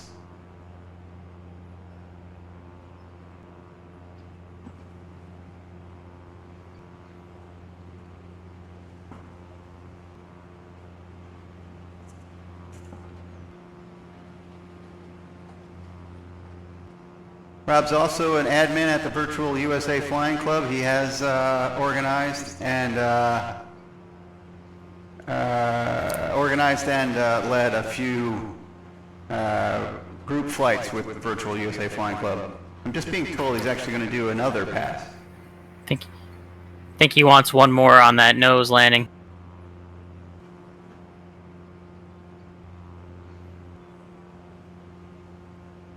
He's a showman. Apparently he feels like he didn't make a perfect wheelbarrow, so he wants to come back around and show how good he is for attempt number 2. Despite what some people say, it's an amazing looking livery.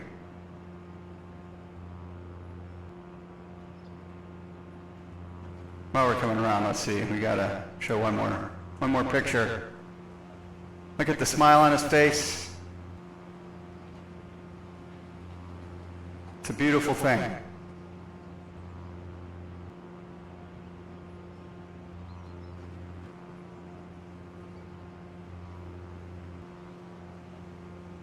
Rob is a commercial roofer by trade, so if you're ever in the Cleveland area, be sure to look up or you won't see him.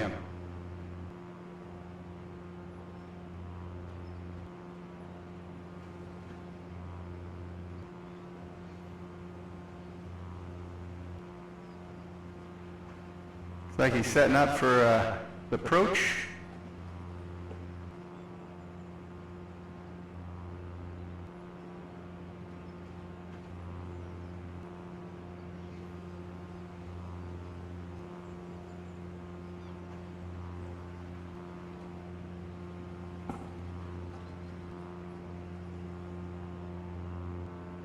Mitchell stage.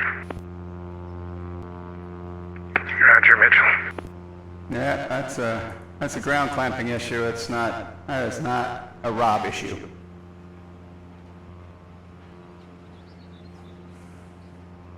I wonder if we can convince him to go gear up and make a nice low pass. Entering it right downwind. Alright, Caribou, you can exit the box. Well done. So you can Everybody take off. give Rob a big round of applause, guys. And especially for his C7A Caribou. Okay.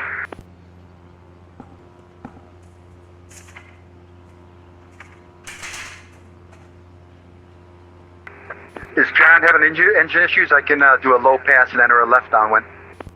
Make it happen. Okay. All right, made a Jeffrey, the Caribou's going to do one more low pass while John's figuring out an engine issue. super excited that even though we thought Rob quit, he is going to come back around and make a nice low pass.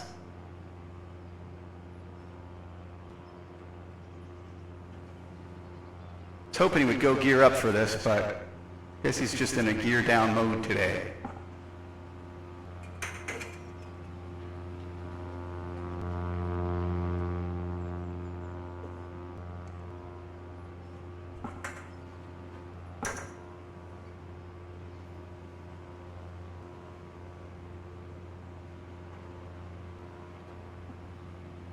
Left downwind, 2-1. Roger.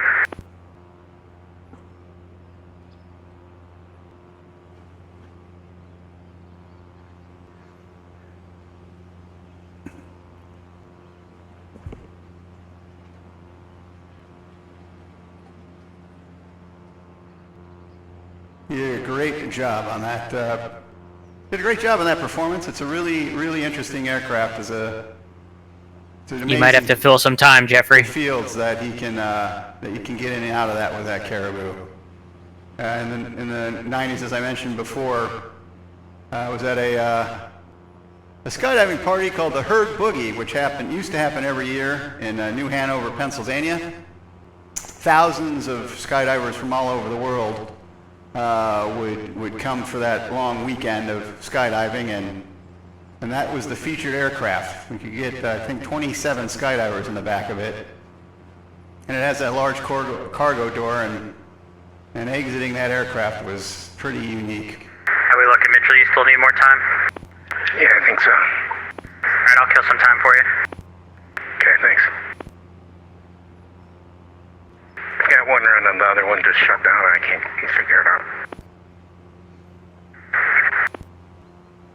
Hey, Jeffrey, I'm going to speak on Airboss Frequency through your stream while John's figuring out his issue to kill some time here.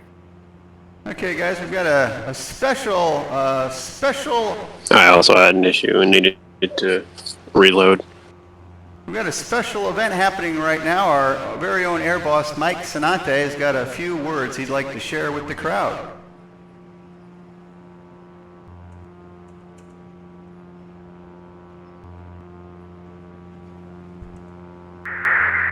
Ladies and gentlemen, this is Air Boss Mike Sanante. We are just waiting for John to get the Mitchell sorted. One of the engines doesn't seem to want to cooperate, but in the meantime, I was going to save this for the conclusion, but I might as well do it now. I want to thank everyone that's watching the stream on the Jeffrey B channel for the Virtuous St. Flying Club. This is hopefully the first annual Virtual USA Flying Club Air Show.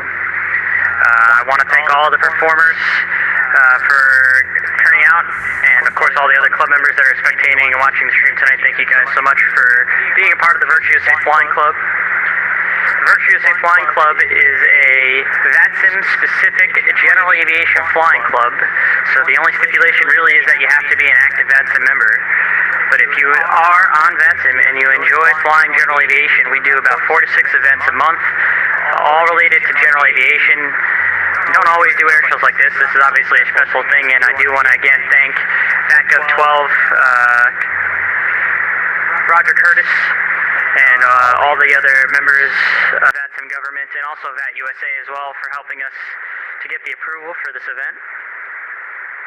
I also want to thank a big shout out to our good buddy Jeffrey here doing the Master of Ceremonies. It's not an easy job to do, especially when we have a little bit of a hiccup going on right now, but really appreciate the work that he's putting in. He's highly entertaining. Make sure if you're not already to follow him on Twitch.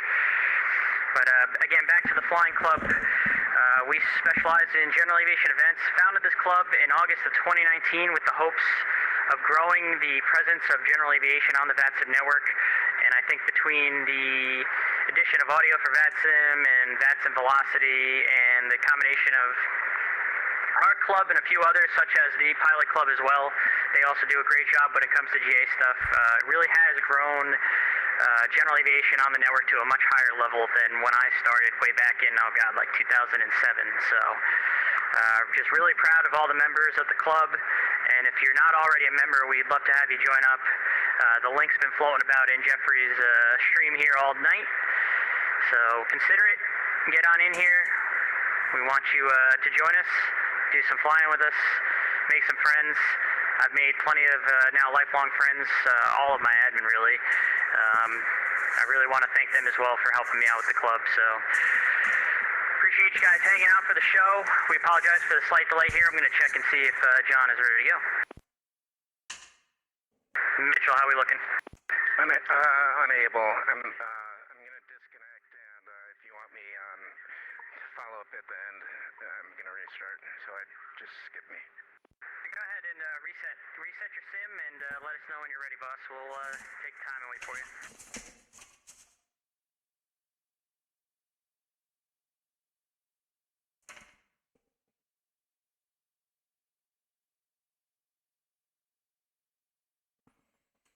All right, guys. So we're on a little bit of a pause here while John gets a chance to reboot his sim and come back in, and We know that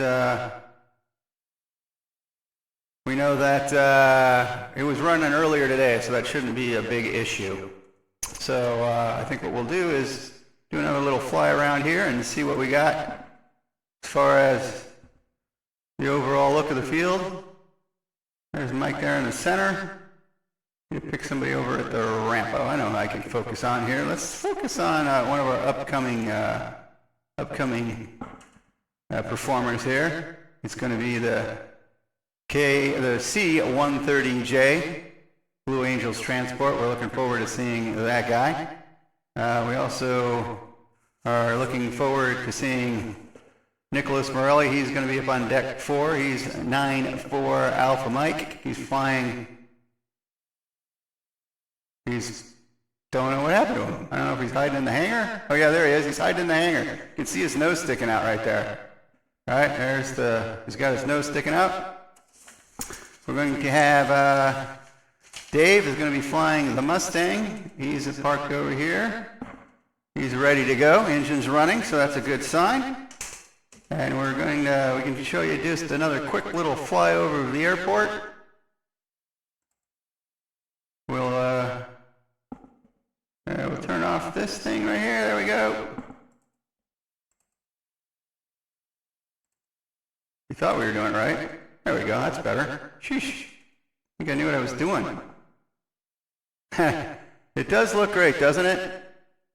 Thanks to 33 Fox. He's actually recreated this airport for us here not that long ago, just in time for this event.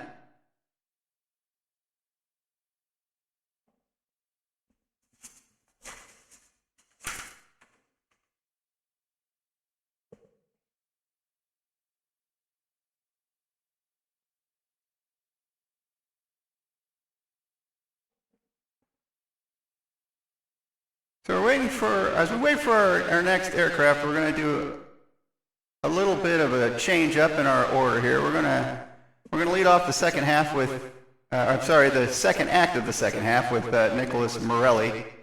He's going to be flying that F-16. I think he's getting ready to start that sucker up now. Let's see, that is not him. We need to be over at 4 Alpha Mike, I think. Let's see. He's on the move. Still stuck in a hangar. Might need maintenance to come help with the garage door opener there or something like that. I'm not sure what's going on.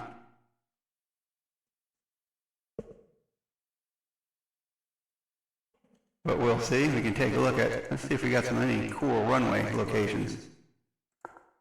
We'll do a rundown. Do a little drone shot. Shooting down runway 21. Their drone performance act of the day. When we get down to the other end down to runway 3 end, we'll just bring our drone right on back. Did a snap jump there because the host got impatient.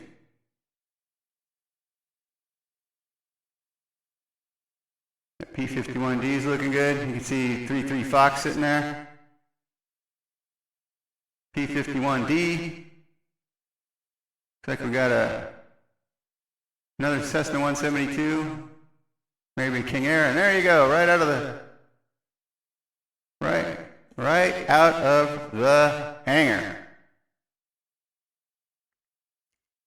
I do have to make a program note, folks.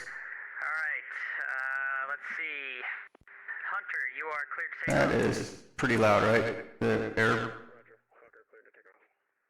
Let me know if that's the right volume level for the Air Boss right now. Just give me an idea in chat. So here's just a program note for Nick Morelli's run. This looks a lot like an F-16 Air Force Thunderbird, but it is in fact a Hawker Hunter. I wasn't going to respond to chat, but Steve PHL just dropped a 5 bomb, so I have to say something nice about Steve. I can't thank you enough for that, buddy. So, Nick Morelli is a 30-year-old sim pilot. He's been flying on sims since the early 3000s. So I'm going to have to switch back to my other camera, and this is going to take a hot minute. We did that wrong. So let's see, where is he at? There he is, doing his takeoff. He's going to, first maneuver he's going to attempt is the low, slow, and dirty. So it's going to be flap, speed brakes out. Oh, there we go, thank you for that. No, I just got a programming note that my nameplate was wrong.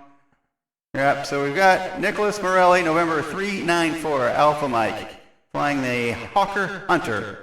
And like I said, it is showing as an F-16, but he is actually flying the Hawker Hunter.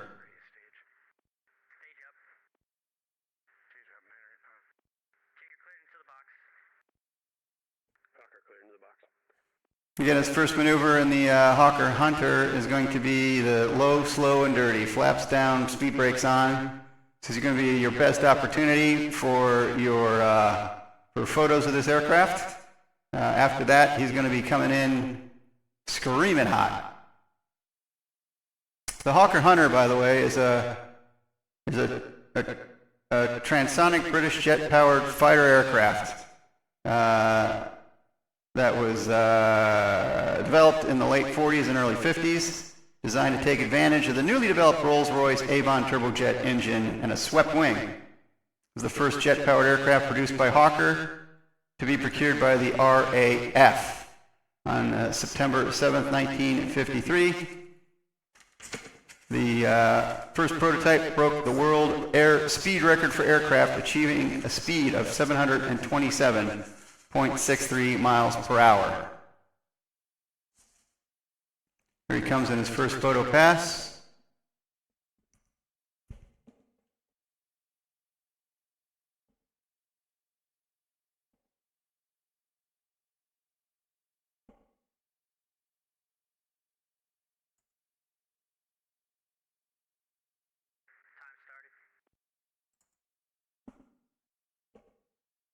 Beautiful, beautiful slow pass.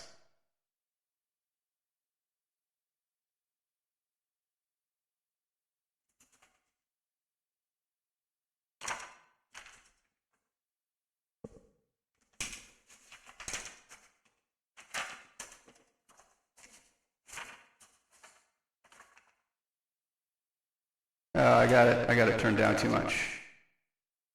I was told the mix was good. It was not good. I blame chat.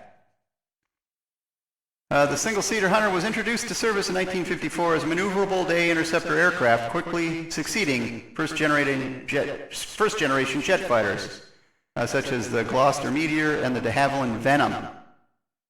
The all-weather night fighter role was filled by the Javelin. He's coming back in for a Blue Note pass. It's a high-speed pass, creating a sound the Hawker Hunter is known for, called the Blue Note.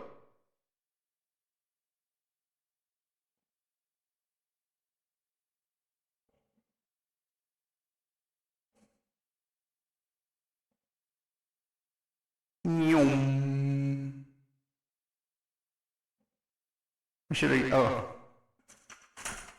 I could have done my slide missile here. That was the Hawker Hunter Blue Note.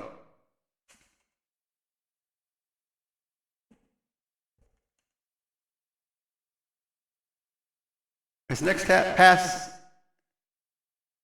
is supposed to be a loop pass, but I would suggest the air boss tell him, you might want to tell him to do the loop pass last. Copy.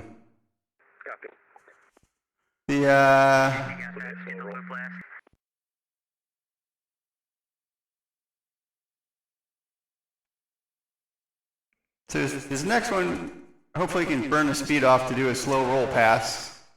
I think he copied to the loop last because of that velocity. So he's coming in for, I think, what's going to be his loop pass? Or not loop pass, I'm sorry, slow roll pass. Yeah, that's a slow roll pass. Just because of velocity, we've asked them to do his loop pass last. Very nicely done. It's a good looking bird.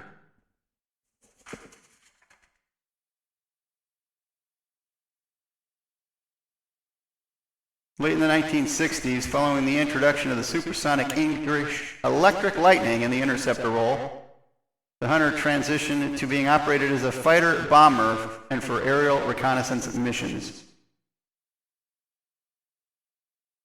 They used a dedicated variants for that purpose. The two-seat variants remained in use for training and secondary roles with the RAF and the Royal Navy until the early 1990s. 60 years after its original introduction date, it's still in active service, being operated by the Lebanese Air Force until 2014.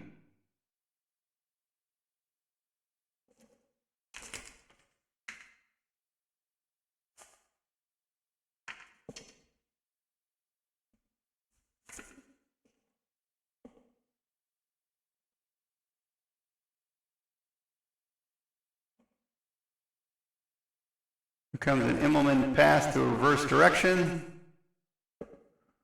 Fingers crossed on velocity. There's a nice little rollout.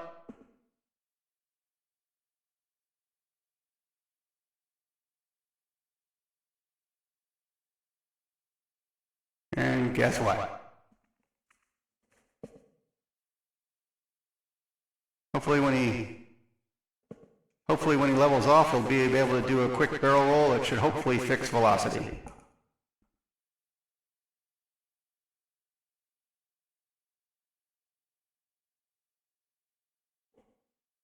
try and barrel roll it, see if you can fix it. The Hunter saw combat service in a range of conflicts with several operators, including the Suez Crisis, the Aden Emergency, the Sino-Indian War, the Indo-Pakistani War of 1965. Looks like he is velocityed out. The Second Congo War, the Six-Day War, the War of Attrition, and the Yom Kippur War. Overall, 1,972 Hunters were manufactured by Hawker Aircraft, and it's a success for Hawker Siddeley, as well as being produced under license overseas. In British service, the Hunter was replaced in its principal roles by the Lightning, the Harrier, and the Douglas F-4 Phantom.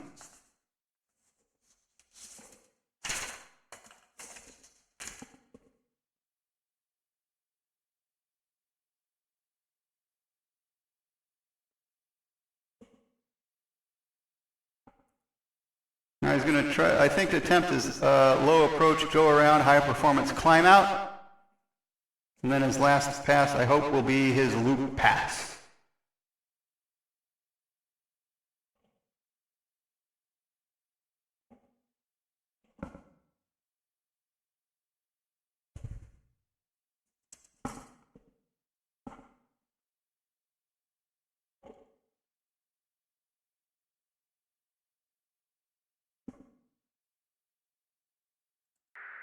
Minute warning.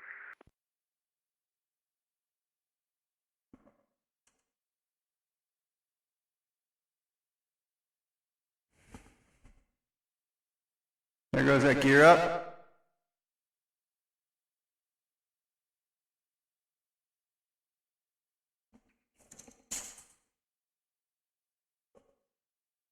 Now he's going to perform it.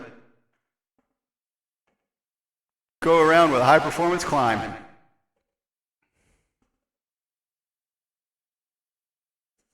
Somewhere somebody's yelling, Yahoo!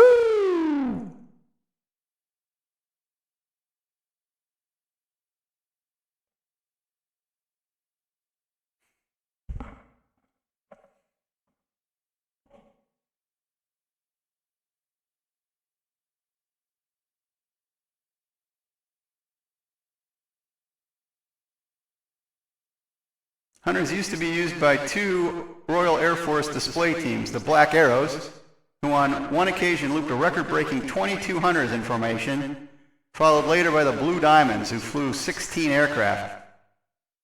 Overall, it eventually served a total of 21 overseas air forces.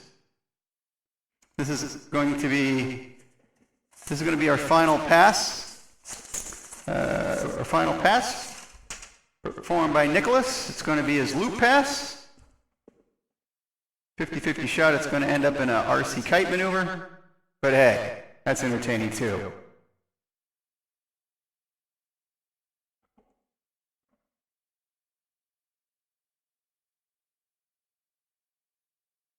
And away he goes. And as we predicted. Oh, whoop, there he goes. Well, maybe. Could be. Alright,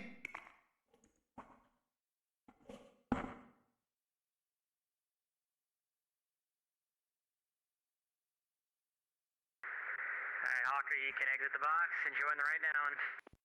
Fucker joining right down, went for 2-1. All right, we'll be right back after this ad break. Mitchell clear for takeoff.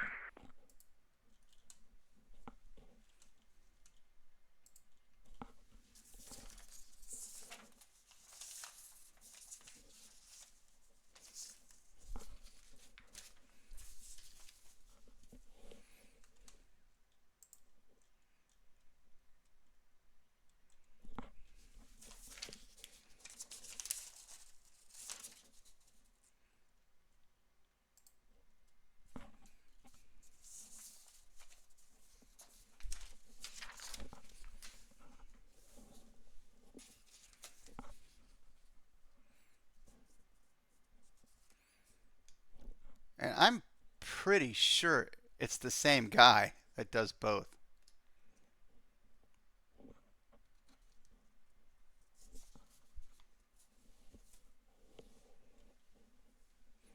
Yeah, I think it's Ross does both.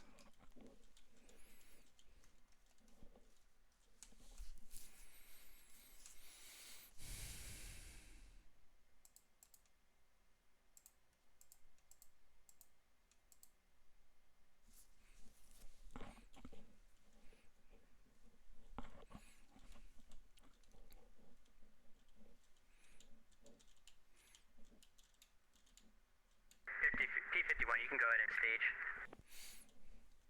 Roger.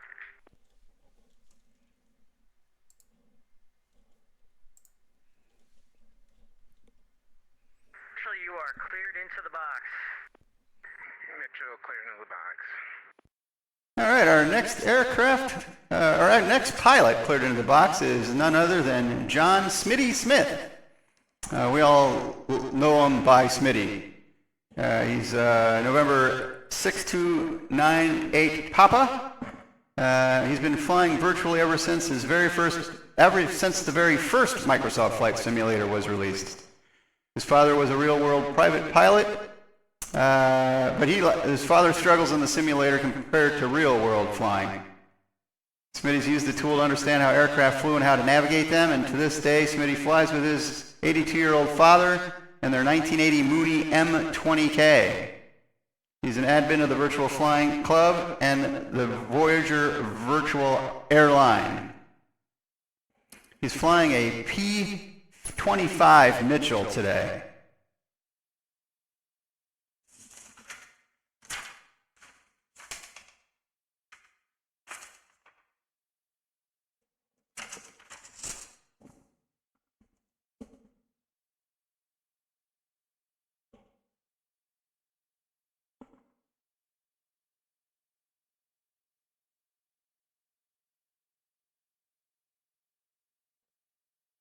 The North American B-25 Mitchell is an American medium bomber that was introduced in 1941 and named in honor of Brigadier General William Billy Mitchell, a pioneer of U.S. military aviation.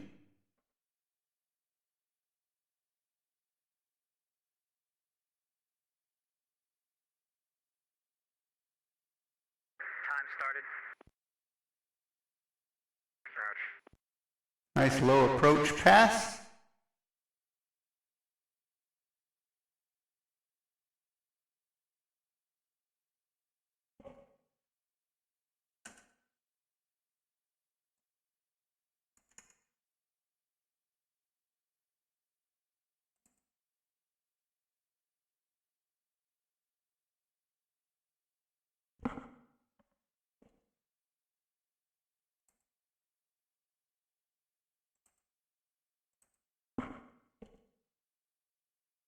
He's working his way back around for his second pass.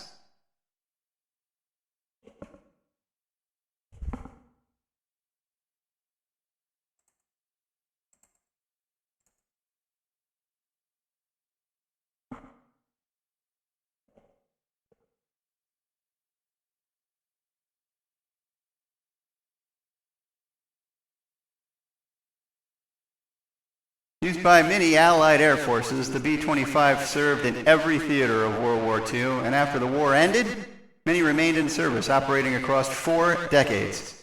Produced in numerous variants, nearly 10,000 B-25s were built. It's coming back around for a parade pass.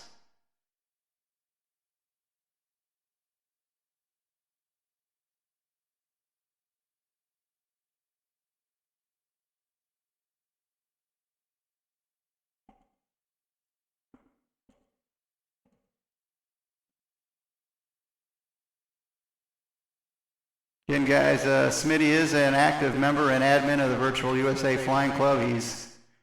Has put together and hosted a few group flights, so just keep an eye on my chat where the link is constantly popping up on how to join the Virtual USA Flying Club.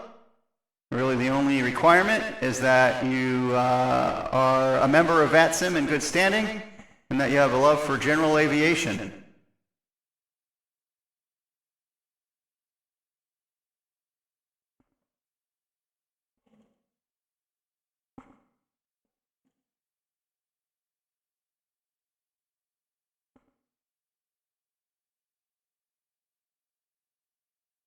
And Smitty's coming around for his third pass.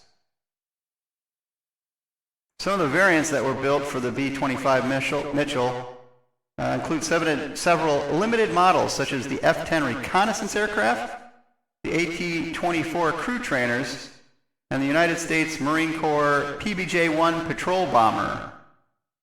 In fact, I think the PBJ, if I'm not mistaken, took over that principal role from the Catalina that we saw in the first half of the air show today.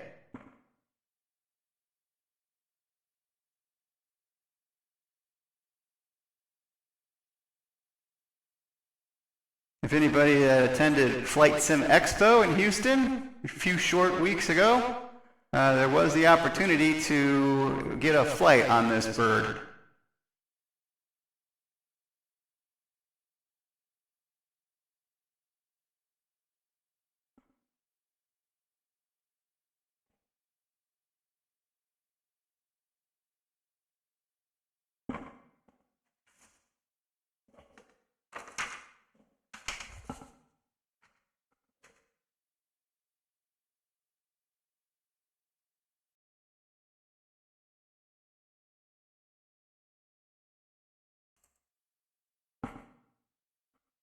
Just a quick reminder, guys, the white zone is for loading and unloading of passengers only. There is no parking in the red zone.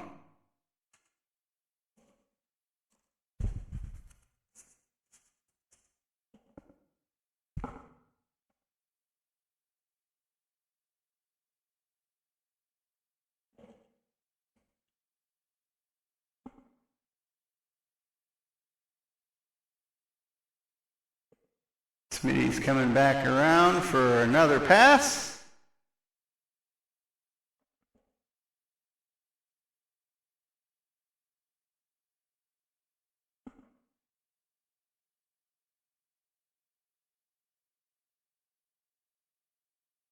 Really a perfect day for flying here at the air show. Extremely lucky in that regard. It's great seeing all these old vintage aircraft. Old vintage and new aircraft parked in the ramp area. Now he's doing an overpass of with the left bank parade pass.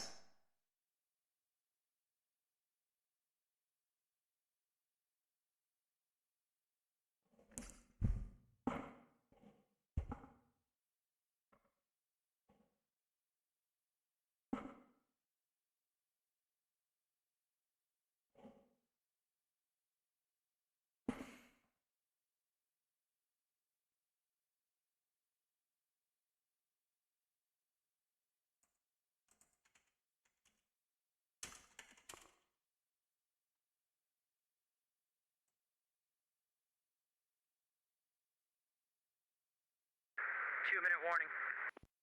Roger.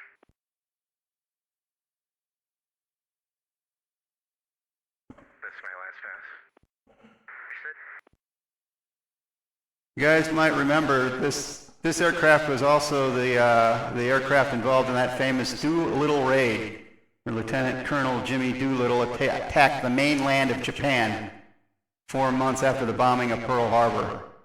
It was basically a one-way trip. The raiders took off from the carrier USS Hornet, bombed Tokyo and 4 other Japanese cities. 15 of the bombers subsequently crash-landed en route to recovery fields in eastern China. The losses resulted in the task force being spotted by a Japanese vessel, which forced the bombers to take off 170 miles early, fuel exhaustion, stormy nighttime conditions, and zero visibility, along with the failure to activate electronic homing aids at the recovery bases. Only one B-25 bomber landed intact in Siberia, where its 5-man crew was interned and the aircraft was confiscated. Of the 80 aircraft members that took off that night, 69 survived their historic mission and eventually made it back to American lines.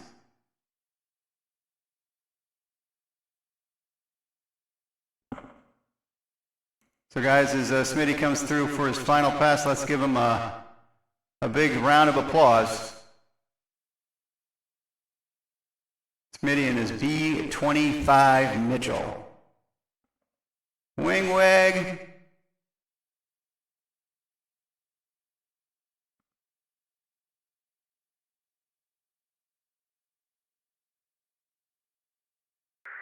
Mitchell, you can exit the box. Exit box, Mitchell. 51, you can take off. Cliff takeoff, Mustang. I'll call you Mustang, that sounds better.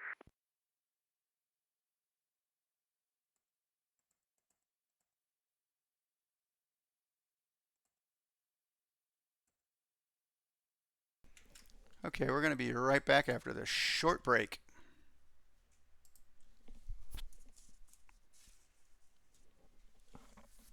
Fat Albert, you can stage. On the move.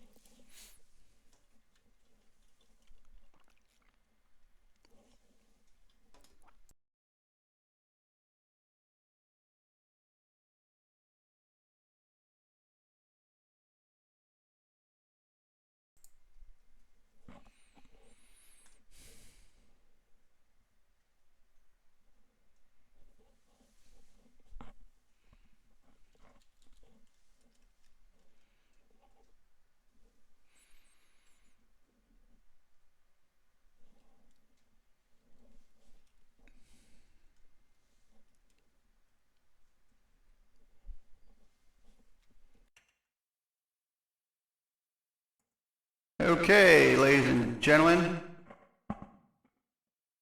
Roger. Our next aircraft to approach the field as soon as our Mitchell gets on the ground is going to be Dave W. Flying the P-51 Mustang, Big Beautiful Doll.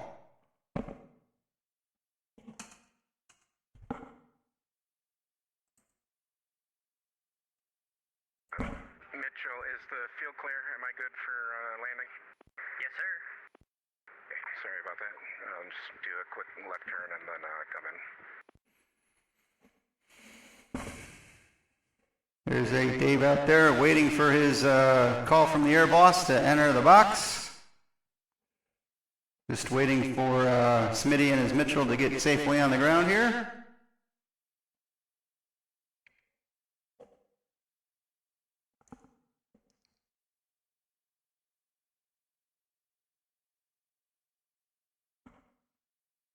I've just been informed, by the way, that Billy Mitchell, who they named that B-25 off of, or for, is also the name of, oh shoot, what airport was I told?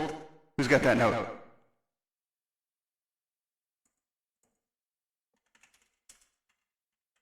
Milwaukee, that's right. Milwaukee, Mitchell Milwaukee Airport. Same namesake.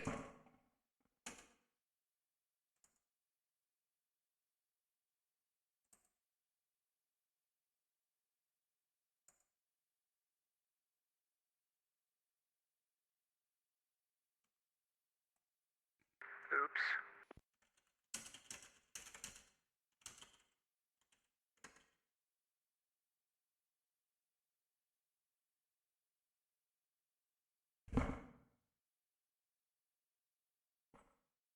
Just give us a few seconds, folks. We're just getting the aircraft staged where we need them to stage before we can start our next performance. It's a P-51D Mustang, so this one's going to be worth the wait.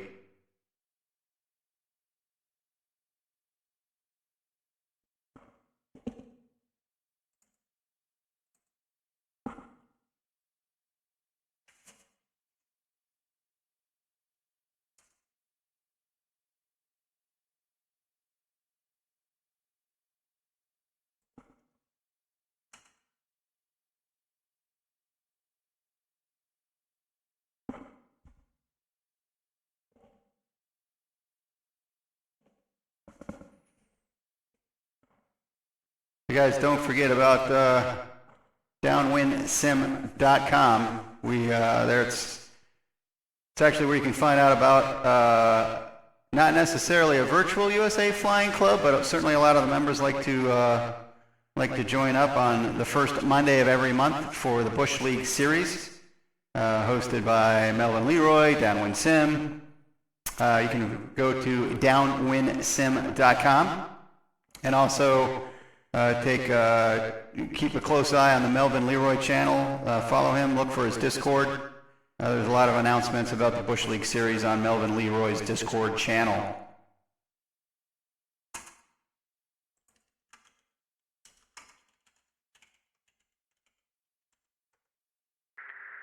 Mustang, you are cleared into the box. Cleared into the box, Mustang, roger. Okay, so I'm told now that the Mustang's been cleared into the box. I'm going to, Dave W., who's flying our big, beautiful tall today, is a computer nerd by day and an airplane nerd on the weekends. He's been flying on flight simulators since the Bruce Artwick FS 2.0. He likes to fly almost anything from ultralights to airliners, but lately he's been fixated on backcountry and off-airport flying. Outside of the sim, he's a dad of 3 with great kids, an outdoor enthusiast, and an amateur luthier and musician. He's going to try anything once except skydiving. Well, I did the skydiving 121 times, so on average, that's about 60 each.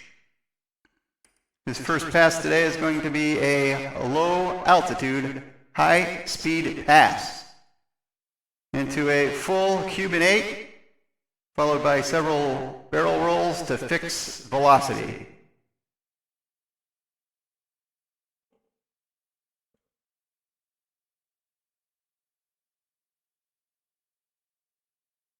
Time started.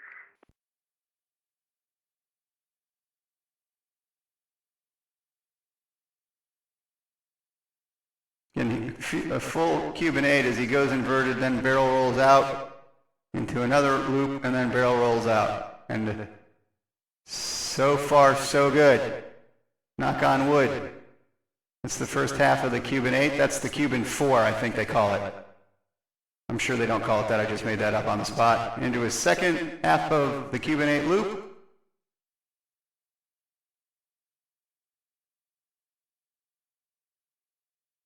And my goodness, it survived the velocity test. Well done.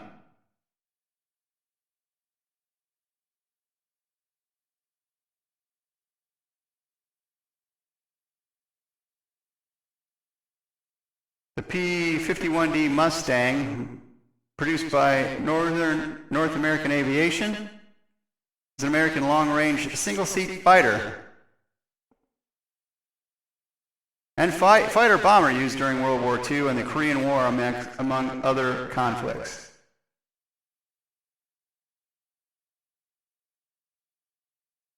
Mustang was designed in April 1940 by a team headed by James Kindleberger. Now here comes Dave performing a 4-point roll. Beautifully executed.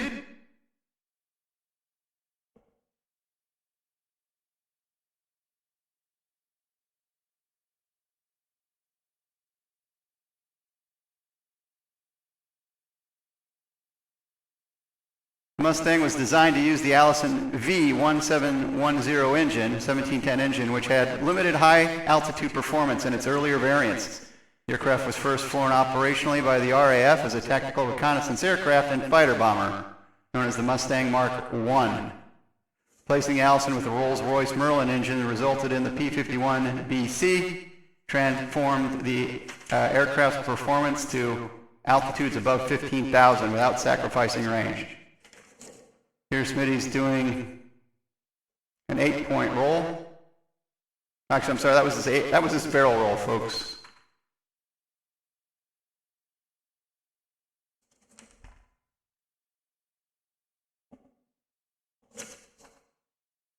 Dave, did I say Smitty? I apologize, Smitty. It's Dave. I apologize, Dave. All right, he's coming back around for his next pass. I think this is going to be an 8-point roll.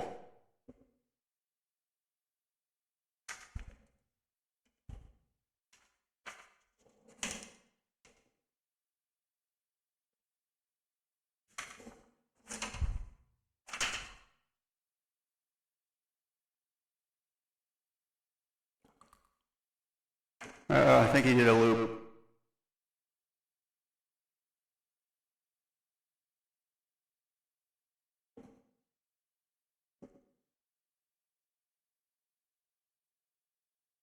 He did a loop, so hopefully he does a barrel roll soon. Dave, you're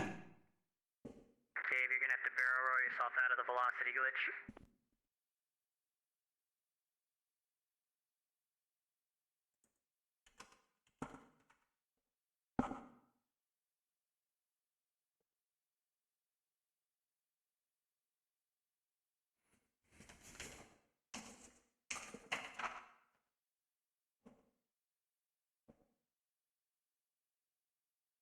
Need to recover, I started to spin. Roger. At the start of the Korean War, the Mustang, by then redesignated the F-51, was the main fighter of the United States until jet fighters, including North American's F-86, took over that role. The Mustang then became a specialized fighter bomber. Despite the advent of jet fighters, the Mustang remained in active service with air forces until 1980s. After the Korean War, Mustangs became popular Civil War birds and air racing aircraft, as seen here today.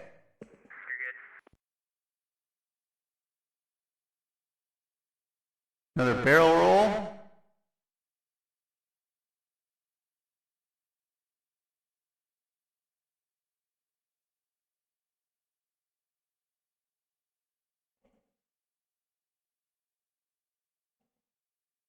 I'll skip the half cubit and see if that doesn't make this better.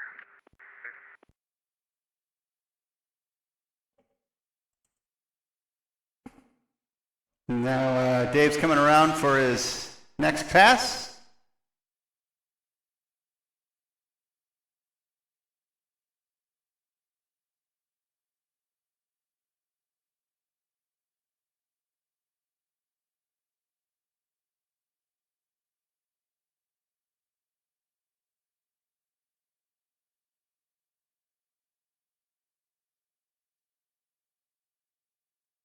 That's his inverted pass. Performed beautifully.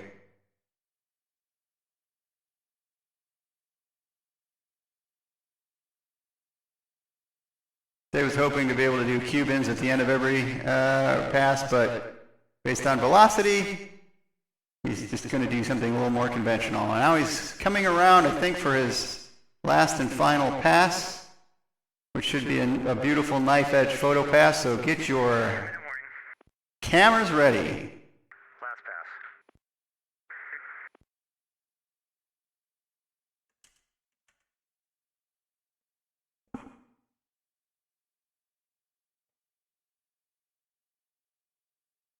And here comes his knife edge photo pass. Everybody give Dave a big round of applause.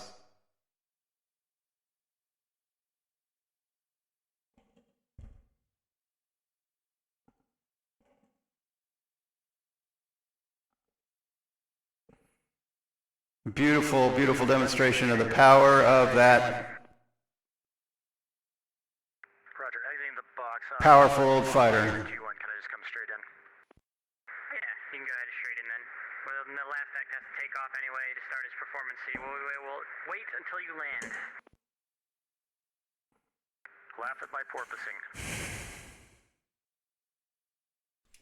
All right, guys, we're going to take a 1-minute break. We'll be right back.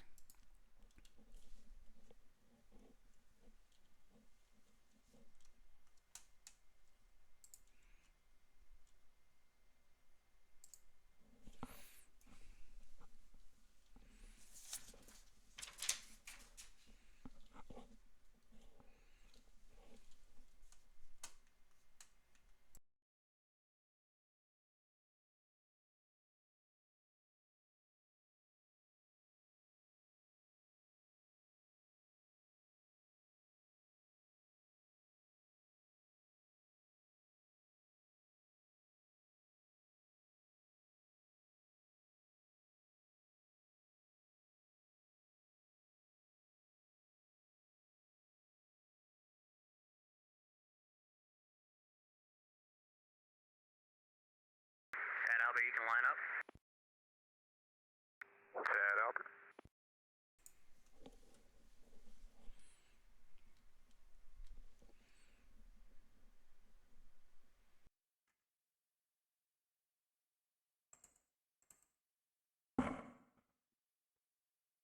Okay, guys, our last and final performance of the evening is our Virtual USA's Flying Club own call sign Hooker.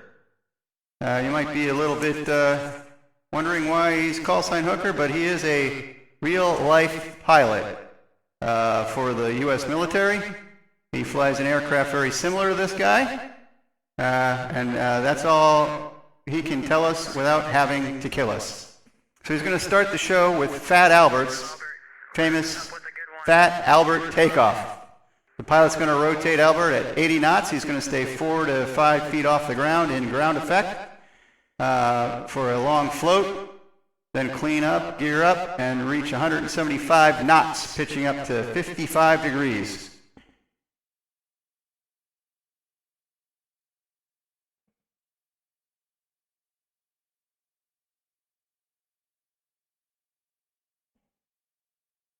Navy, Fat Albert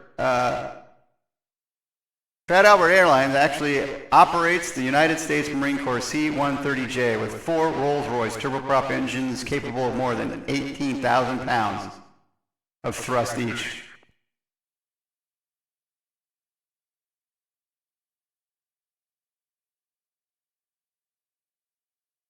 Fat Albert Airlines is actually critical to the overall mission of the Navy Blue Angels team. The C-130 joined the team in 1970 as their support aircraft. And in addition to being its opening attraction at air shows across the country, Fat Albert's primary mission is to transport the 35,000 pounds of cargo and 60 Blue Angel team members to every show throughout the country.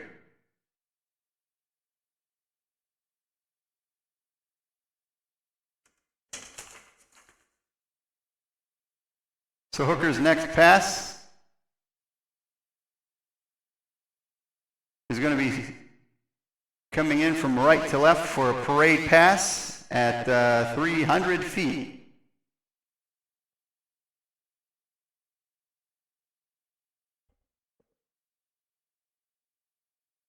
I don't want to spoil it for anybody, but I have watched him in practice do a wheelbarrow approach in this one guy.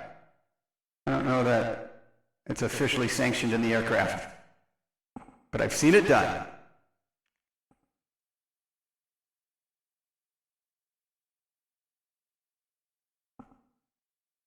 He's coming around for his second pass now.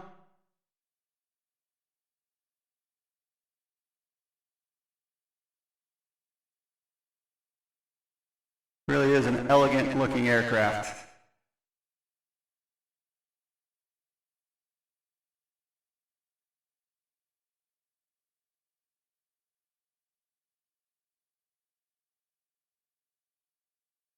This parade pass, he's going to do a left bank turn after his right bank turn.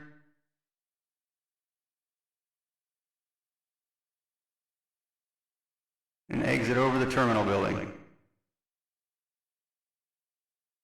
Great shot to take photos.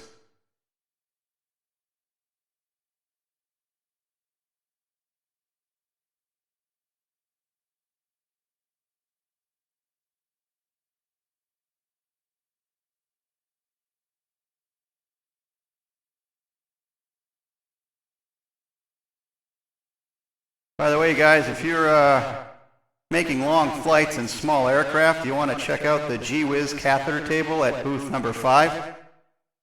Their Airshow special is buy 5, get 3 free, so take advantage of that today.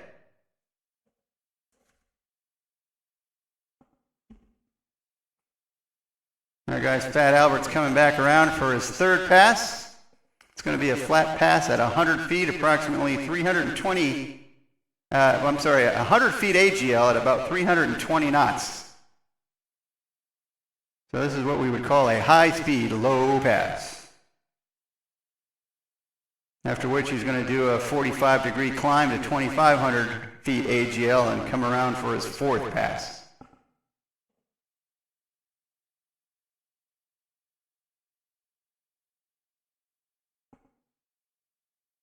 You can see it picking up speed now, lining up for his low approach.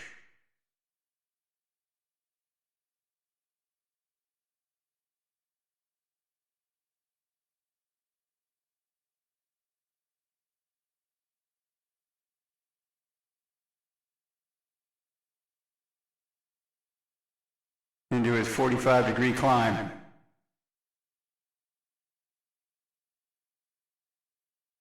It's going to climb to 2,500 feet AGL in the left pattern. And what he's going to do is do a head-on crosswind pass at about 250 AGL, doing 280 knots. Crossing center stage area, and then that famous Fat Albert climb out.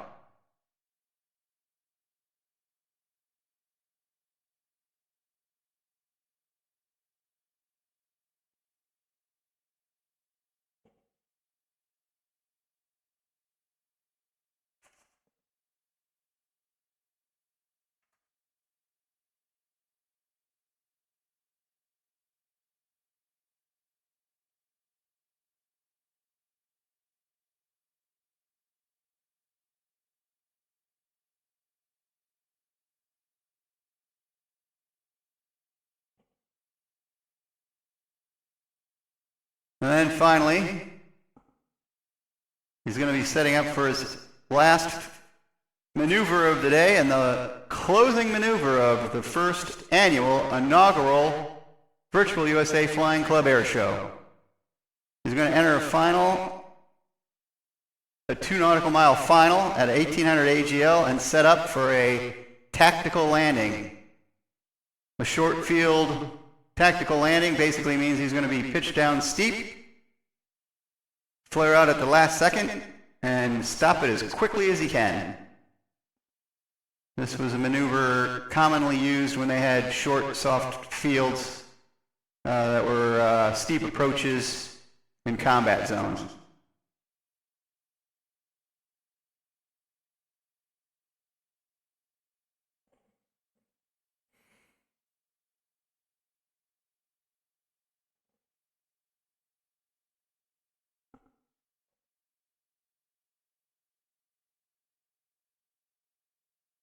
There he's leveled off and setting up. Full flaps.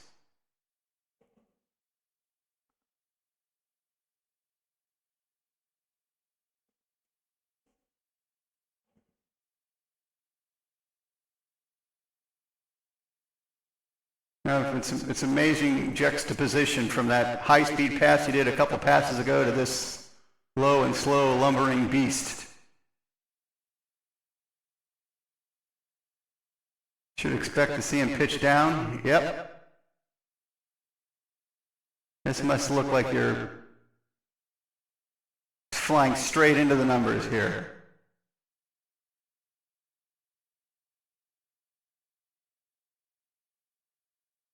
And then the flare out and get her down.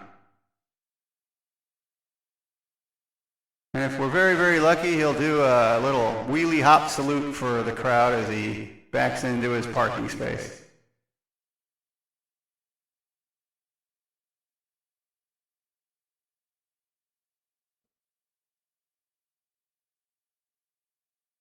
Look for that wheelie. There you go, guys. Everybody, let's give a big round of applause to Captain Callsign Hooker and his Fat Albert C-130. Ladies and gentlemen, from Air Boss, that concludes today's air show. Can I have all performers please join the runway next to Fat Albert for the air show photo? Again, all performers please line up on the runway for the air show photo.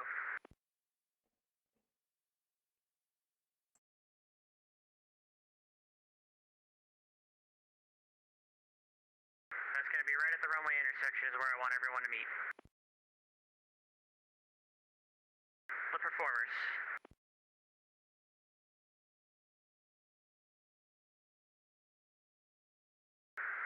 For all the ladies and gentlemen that were watching on the Jeffrey B stream, thank you very much for tuning in to the first annual Virtue USA Flying Club Air Show. It was a great treat. It went way better than even I expected. So thank you for coming out. Hopefully we're going to get this loaded up onto the Virtue USA Flying Club YouTube channel so you can run it back at your leisure.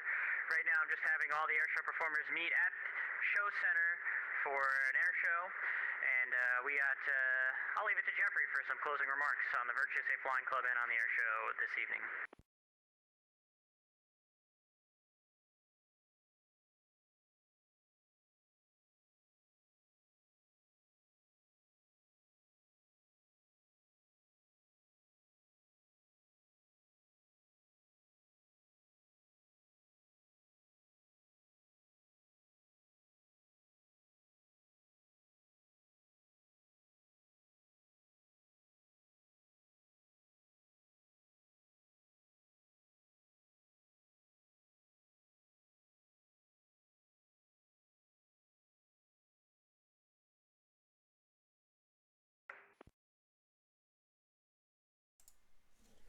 So guys, I'd like to thank everybody that showed up today, whether you're a performer or audience member or just joining in on the stream, not knowing what you were going to expect. But this is our first annual inaugural Virtual USA Flying Club Air Show.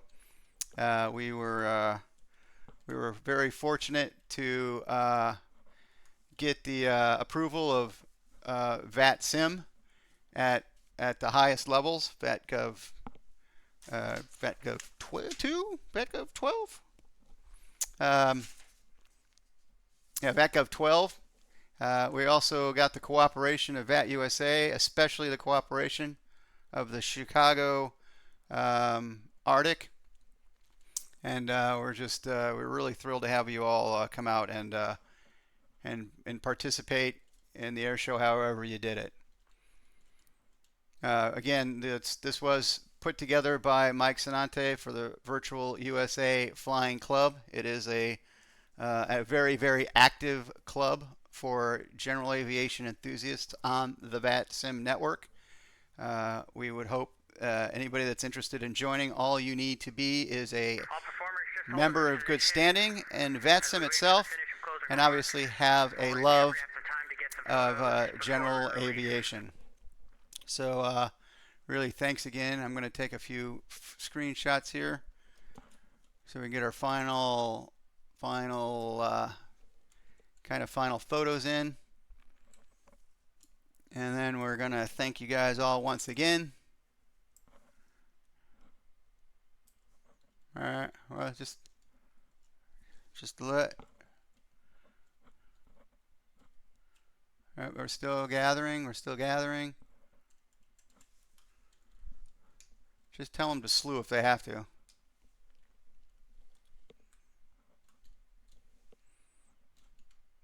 right, Mike, Tree Fox coming in. All right, we're taking our last screenshots. And we'll just do it that way. All right, guys. Sure, we're going to get some different angles.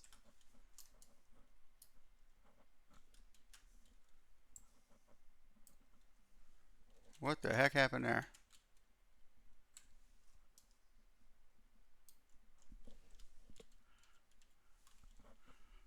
That's Tree Fox, so we should be good there.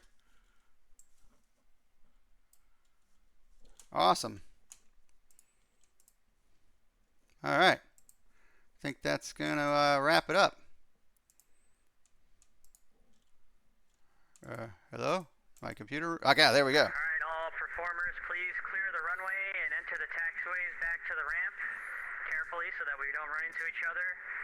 At this point, we consider the TFR closed and the airfield open for normal operation. All right, guys. Well, thanks again for watching the stream with us today, participating in the first annual and inaugural Virtual USA Flying Club Air Show. It was really a pleasure to host it with you. I think all of our pilots did a fantastic job, and of course, Mike for keeping everything so organized was fantastic as well. Hopefully you'll come back and watch a couple other streams, and also please watch the streams of all the other guys that supported this flight today. So I'm going to do a couple last shout outs. Let's see, we had Eric Flight, we got Melvin Leroy, we got Jet Pilot Cinnamon, we got Downwind Sim, I think. We got November 8033 Fox.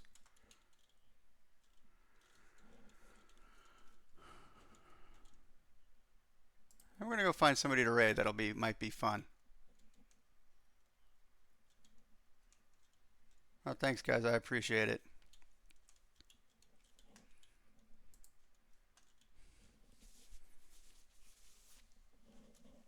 All right, I might stream tonight. We'll see if I can get permission because I streamed today. But if not, we'll see you next Wednesday.